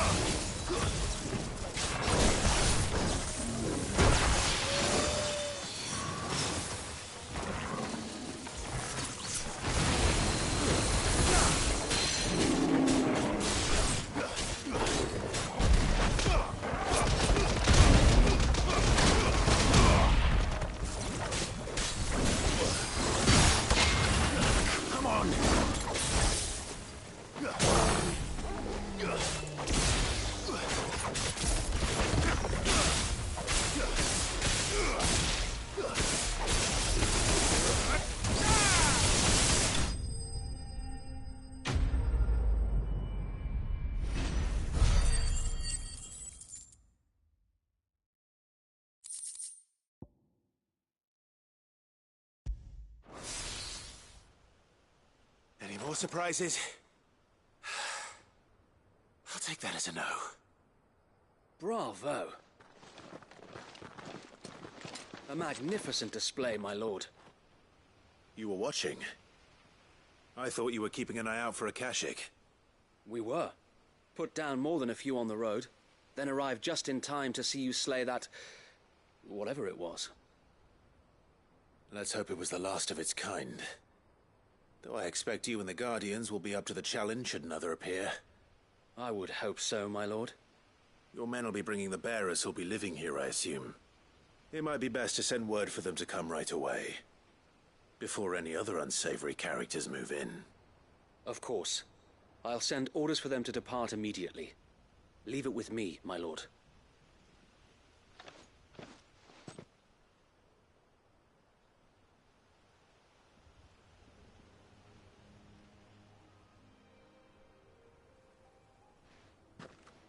Home. Without masters. No. We're the masters now. Our lives are our own at last. That's all of them. And not a single Akashak in sight. Now to begin the important work of rebuilding the place. It won't be easy. Especially not after 5 years of beasts and blackguards having their wicked way with the place. The masonry might still be sturdy enough, but half the beams are rotted. Those that weren't lost in the fire or burned by the bandits, that is. It'll take a bit of elbow grease. But we'll see Eastpool rise again. Just you wait. So wait. Lady Hannah is buried here. If you don't mind, I'd like Oscar to join the rebuilding efforts. He should be a part of this. Of course. I couldn't agree more. I'll let Martha know that everyone arrived safely. If you need anything more, you have only to send a Stolas. And we will, my lord. Safe travels. Eastpool is in safe hands. Time to go and tell Martha the good news.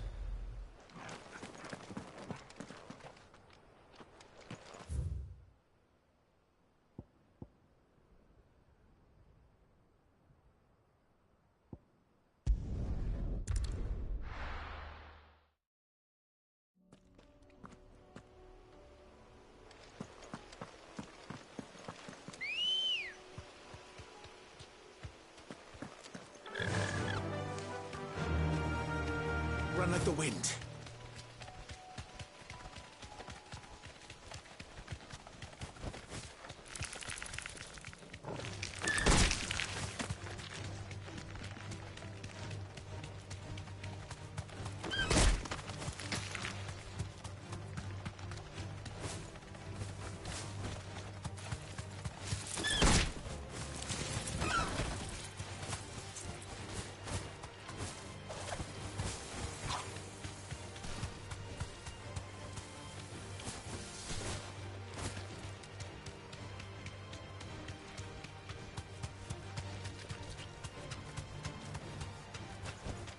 Straight home now.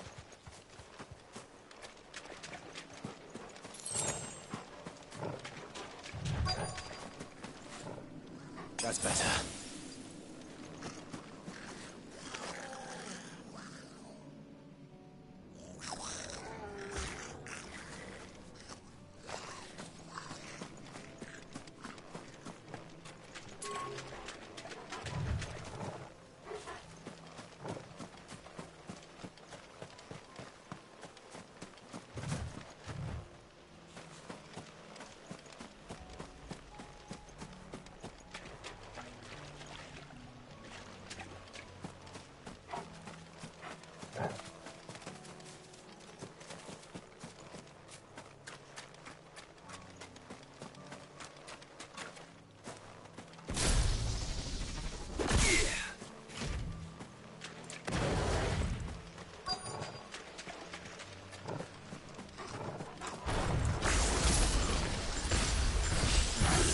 Just my luck. Well, I won't be picking anything till they're gone. There's only one thing for it.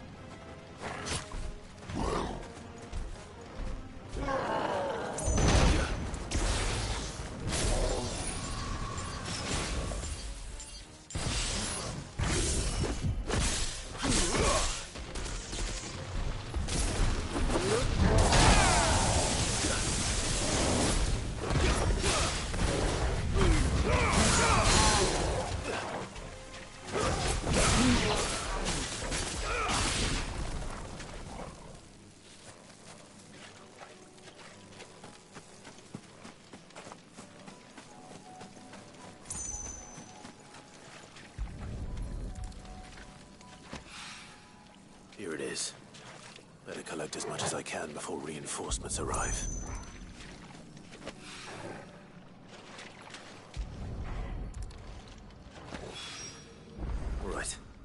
should do it. Let's get these back to Yotei.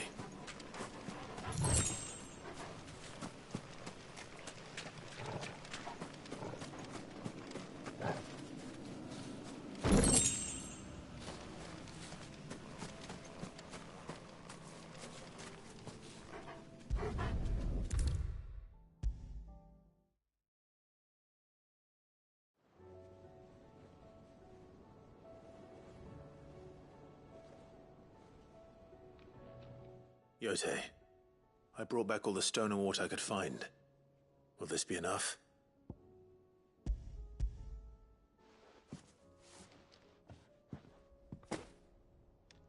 Yes, my lord. Thank you. I'm sure it will serve us until we can find another source.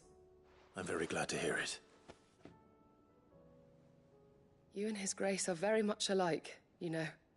You think only of how you might help others, and never of the danger to yourselves. No more than you have minding my brother. You've risked a lot for him, and I thank you for it. I am honored that you should say so.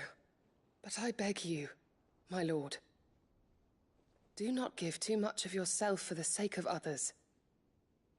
We could not afford to lose you. I'll keep that in mind.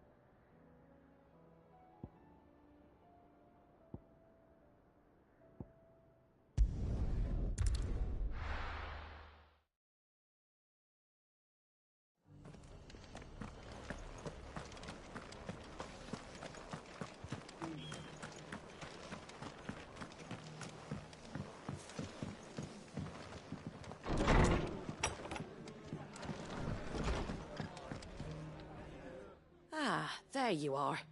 All went well then. Sir Wade told me you got rid of the bandits while his lot kept an eye out. Nicely done. And what's all this about some shape-shifting nightmare showing up? On second thoughts, don't tell me. It'll only give me nightmares of me own. What matters is you did it. And now we can build our new village. I suppose it will be. What will you call it? What else? Eastpool. Sir Wade said it best. There's plenty bad happened to that place, but that don't undo the good that happened there. No need to throw the baby out with the bathwater. Did Wade say that? Well, something along those lines. Anyway, the poor souls might have made it to Eastpool, but their work ain't done yet. So the way I see it, neither is mine. If it's food or lumber or strong backs they need, the rest is ready to provide it. Thank you, Martha. No, thank you. You didn't have to help us. I wanted to.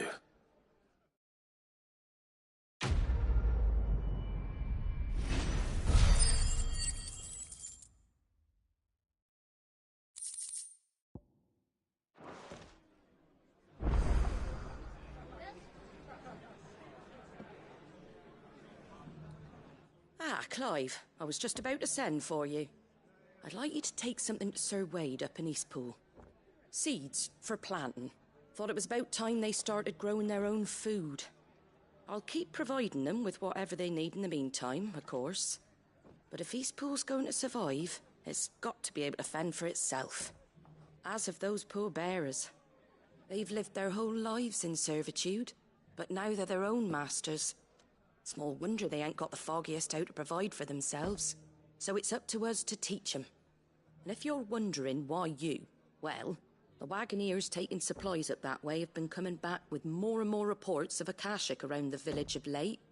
Sir Wade's putting a brave face on it, but I think even he's starting to worry. And if he's likely to share those concerns with anyone, it's you. All right.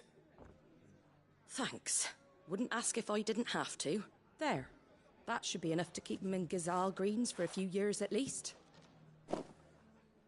Ghazal Greens? Not the most. Better that than something that'll wither away at first frost. And chocobos love 'em too.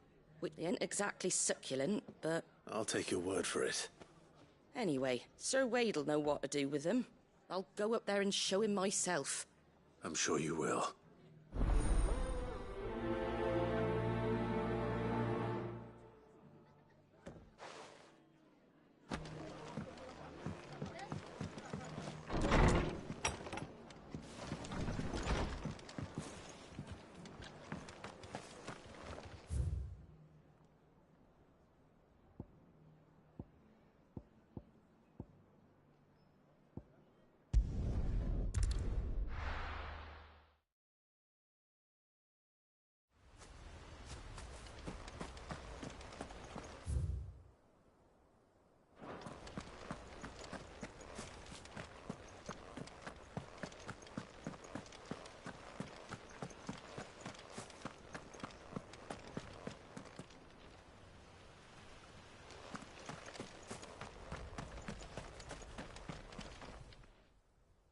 Ah, Lord Rossfield.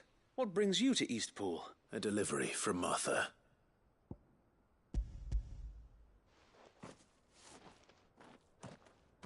These are Martha's keen to cut the apron strings, then, is she? I jest, of course. But they'd long since gone to seed. Martha was hoping he might be able to show the bearers how to plant and tend these, so that they'll be able to fend for themselves. That's not a bad idea. These bearers had only recently escaped their bonds before we brought them here. They know little of freedom. Unless we teach them how to live like free men, I fear that all we have achieved in bringing them here is to exchange one master for another.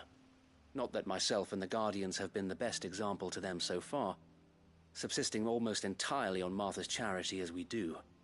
It's about time we all started to provide for ourselves, bearers and Guardians alike. Unfortunately, we've been a little too busy of late to focus on much besides bolstering our defenses. There have been alarming reports of... The Horde is closing in. They're coming, Sir Wade, all of them. Damn it all, I thought we'd have more time. Gather the men in the square. Send to the rest for reinforcements. Yes, Sir Wade. The Horde. Akashic, a veritable legion of them. They've been seen prowling around the northern reaches for a while now. We don't have the numbers to hold back a swarm that size. I had hoped to build a perimeter wall so that myself and the Guardians might be able to defend the village, but... Now you're out of time. Precisely. If reinforcements from the rest arrive before they do, we may just scrape through, but I fear that's rather an enormous if. What if you could call on reinforcements from Eastpool? You mean the bearers? We brought them here so they might live, not die, fighting for their lives. So wait. You said you lack men to defend the village. Are the bearers not men? Do they not wish to see Eastpool saved? Though they may not be trained soldiers like your Guardians. What help they are able to offer could still prove the difference between victory and defeat. You're right, my lord. I will... appeal to them.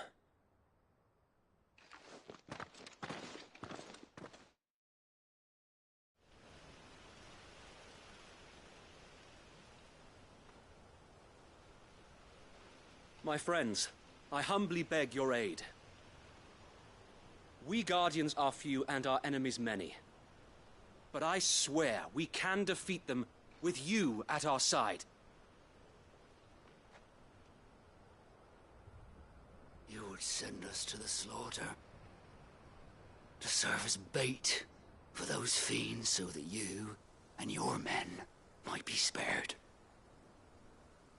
And to think we trusted you. Say what you will, a home is not worth dying for. But it is worth fighting for. Sir Wade fights to give you lot a chance. Just like I do. Just like Sid does. We all wanted to give you a home where you could be free. And you got one, didn't you? This place, Eastpool. This is your village. Your home. And if you don't fight to protect what's yours, you'll lose it. You know I'm right. This world wants to take everything from you. Everything. Your homes, your freedom, your very lives. So then, are you going to stand by and let that happen to you? Are you going to accept fate like good little Bran did and die, having never stood up for yourselves? Or will you fight like free men and women?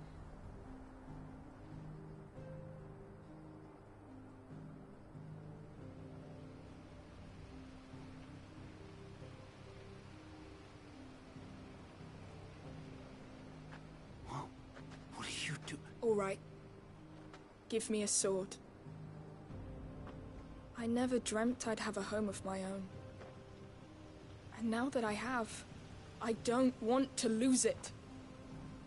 I will protect what's mine, or die trying. We all will. Free men and women, fighting together.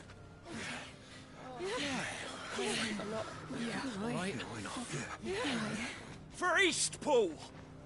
For Eastpool!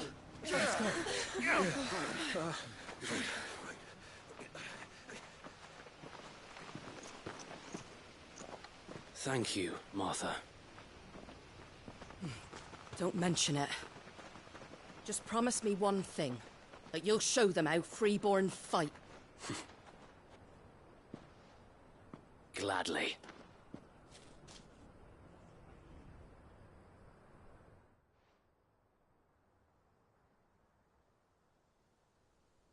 Well, if it was numbers you were lacking, you certainly won't be now.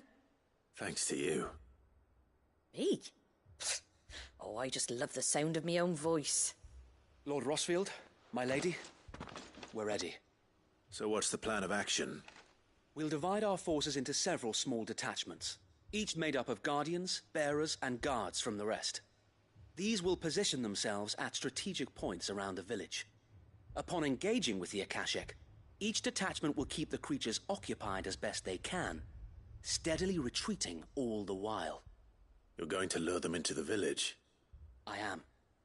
We will have neither the time nor the resources to treat the wounded, so injuries must be avoided at all costs. Instead, we will focus purely on defense at first. By coordinating our withdrawal through the use of messengers drawn from among the bearers, we will aim to have the swarm converge at a point of our choosing. With luck, that point will be the village square. The perfect place for our most able warriors to surround them and fall upon them. And for you and I to finish them off. A sound plan, but one that'll require a leader with a cool head and strong nerves to coordinate the retreat. I'd say you have both in abundance, Sir Wade, but you'll be needed. Please, leave the last of the fighting to me. Ha! And let you have all the glory. Sir Wade! They're here! Then you know what you must do.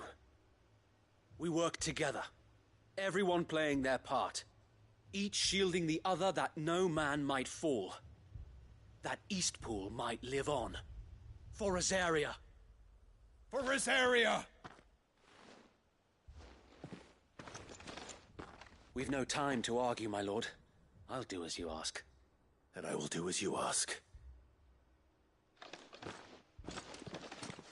Suppose we'd better do our bit too, then, eh? Right you are, Martha.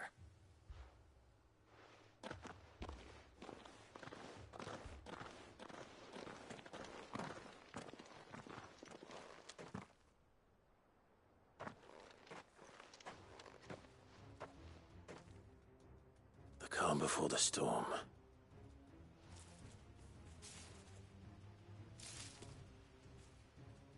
And here it comes. I will not let this village fall. Farewell.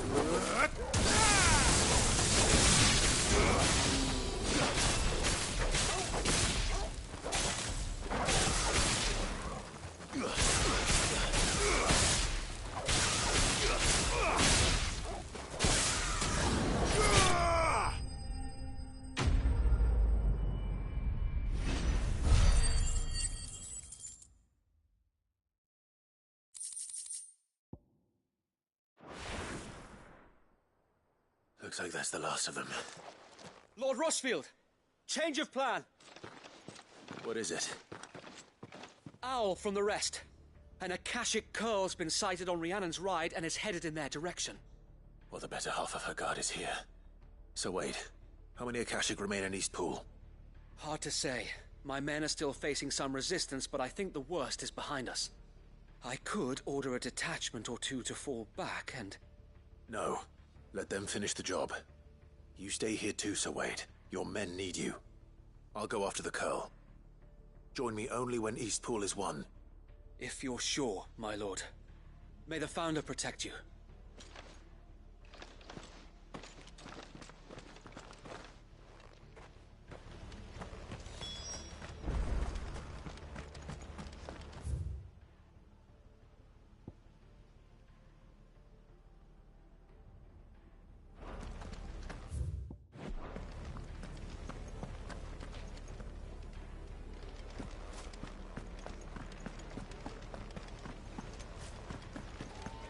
Next one's mine.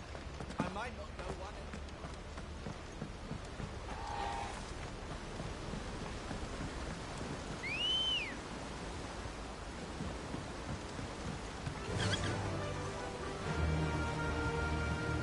Faster!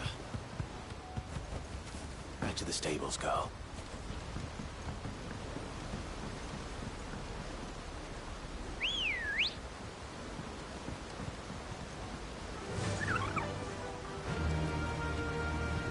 Run like the wind.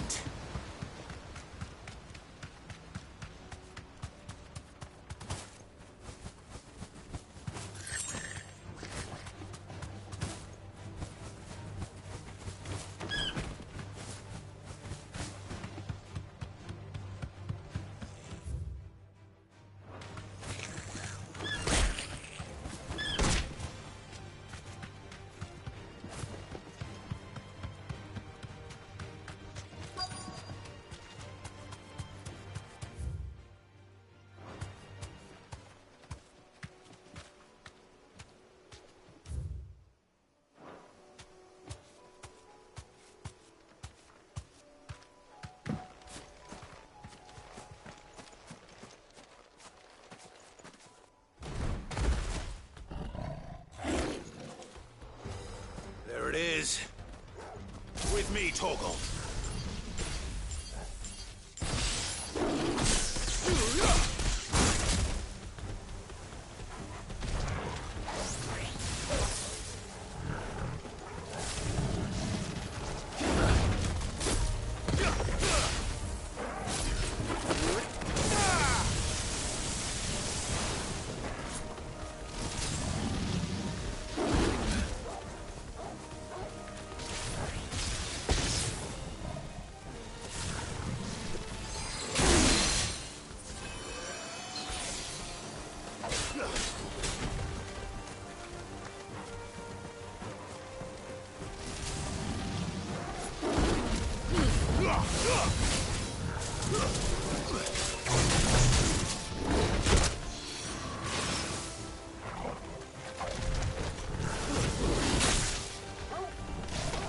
Nice try.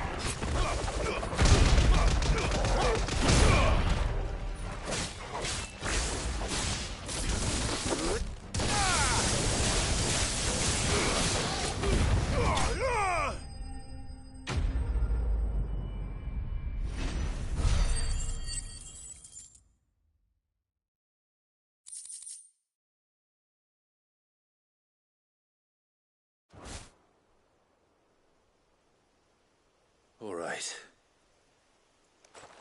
Back to Eastpool.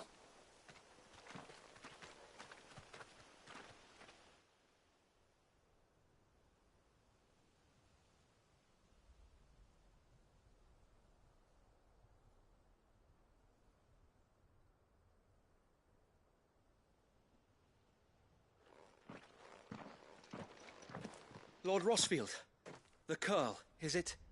It's dead. Thank the Founder for that. And for you, my lord. We were able to eradicate the rest of the Horde. I have guardians posted around the village to keep watch for further attacks, but all seems quiet for now. I hesitate to say it, but I think it might be over. I think it might.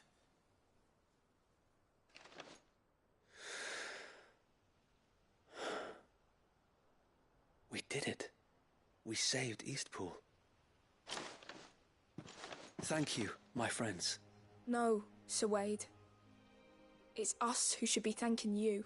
You brought us together. Showed us what it means to fight for what you hold dear. We never had nothing to call our own before. We didn't know what it meant to protect it, but now we do.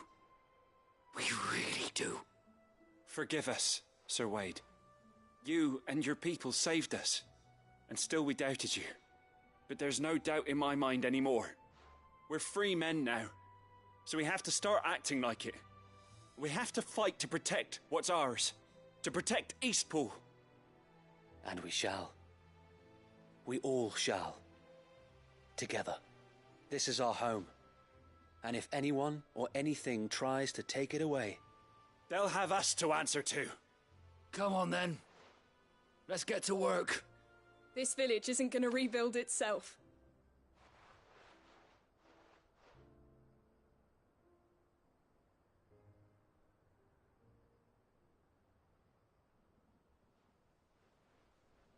They're not slaves anymore. No. They're Rosarians. Your father took pity on the bearer's plight, and I believe if he were still with us today, this is what he would have wanted. I believe you might be right. I shall remain here, my lord, and do what I can to help rebuild the village. After all, this is my home now too, and I could hardly call myself an East Poolian if I didn't pull my weight. I think you'll find it's East Pudlian, Sir Wade. But you should be proud all the same. I'll have to pull my weight too. Can't have the rest getting outclassed. Speaking of which, I ought to be getting back. Can we continue to count on your support, Martha? Of course, and I'd be counting on yours too. Us Rosarians have got to stick together, haven't we? Indeed we have. And Clive, come by the Golden Stables when you get the chance. I ain't paid you for delivering them seeds yet. All right. I will.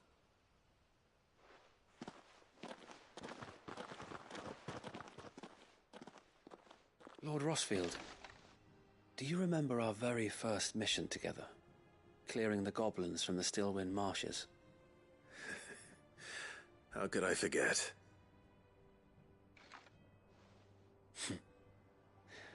There's one sight that I shall never forget. You, facing off against that giant Morble. Not a trace of fear on your face. Since that day, there have been more than a few times when I felt like giving up. When the odds seemed so stacked in the enemy's favor, I thought I may as well just lay down my sword and surrender. But every time I would think back to the look in your eyes that day and remember what it means to be a shield. Know that whatever trials Eastpool may face, I shall never lose courage. Thanks to you. So Wade, you have always been a true shield. I know that Eastpool, and indeed all of Rosaria, will be safe in your hands. Thank you, my lord. I know the rest of the world will be safe in yours. I'll do my best.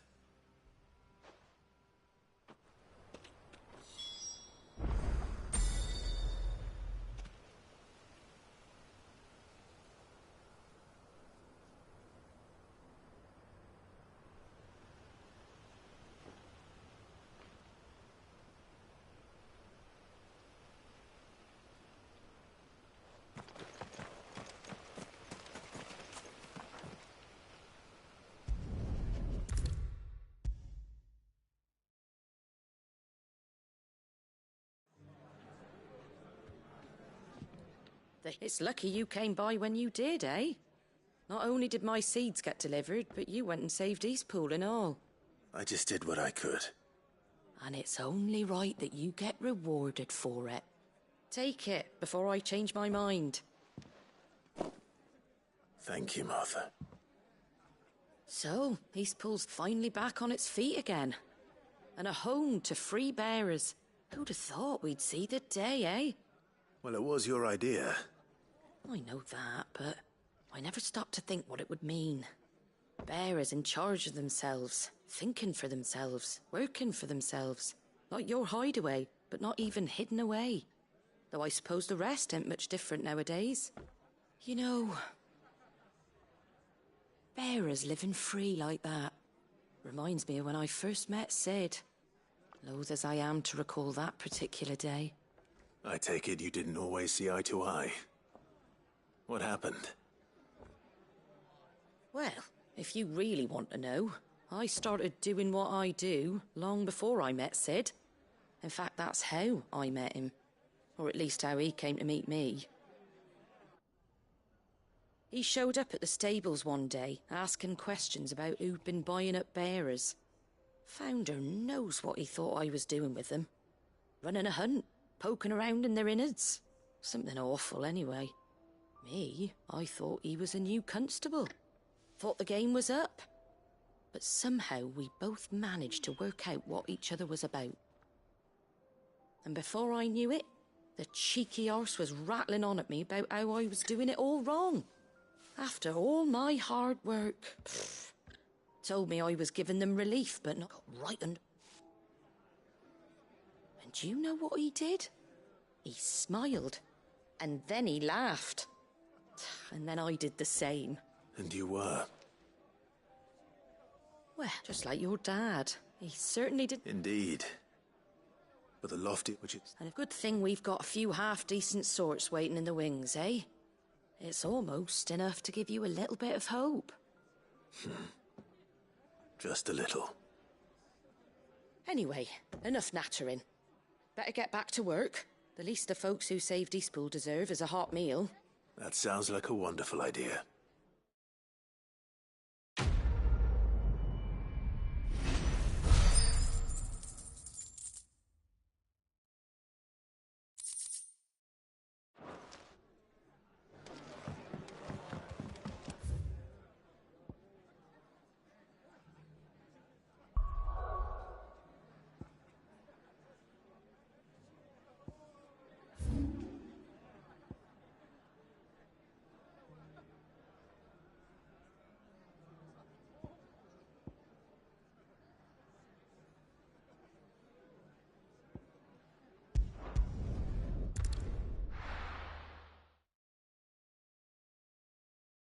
I'll be taking you all to a storehouse in the Bales.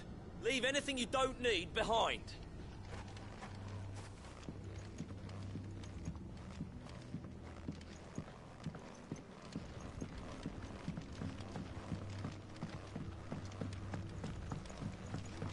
You know what you have to do. Clive, I fear that I must bid you farewell. As you know, our time grows short. The Lord Chief Justice's vultures are circling. We must strike now. Before we part, I want you to know that, though I may not always have been your most vocal ally, I trust you, as I trusted your predecessor. Thank you. I appreciate the sentiment, and I understand more than anyone how you feel. But is revenge really the answer? It is the one I found. And it is all that I have lived for since that day. But what of Lostwing? Everything you've built. I built Lostwing to achieve this aim. Once it is done, the village will have served its purpose. My comrades and I are sure of our cause, and we shall fight to the last, come what may. But there are those among us who cannot fight. Children, the elderly, bearers afflicted by the curse. I would place Lostwing in their hands, if I thought it would do them any good. But a village home only to the frail and the infirm is not likely to stay a safe haven for long. And so, Clive, I find myself turning to you once more. Will you take them to your hideaway, that they might live even should Lostwing die? I will. Thank you. I will not have it said that I did not see to the well-being of those who rallied to my cause. The people I speak of have withdrawn to Gotan's Bales, away from danger in case the Black Shields strike. Understood. I'll make sure they get to the hideaway safely. Then the last of my preparations are complete. Fare you well, Clive. And may Griga guide us. All of us.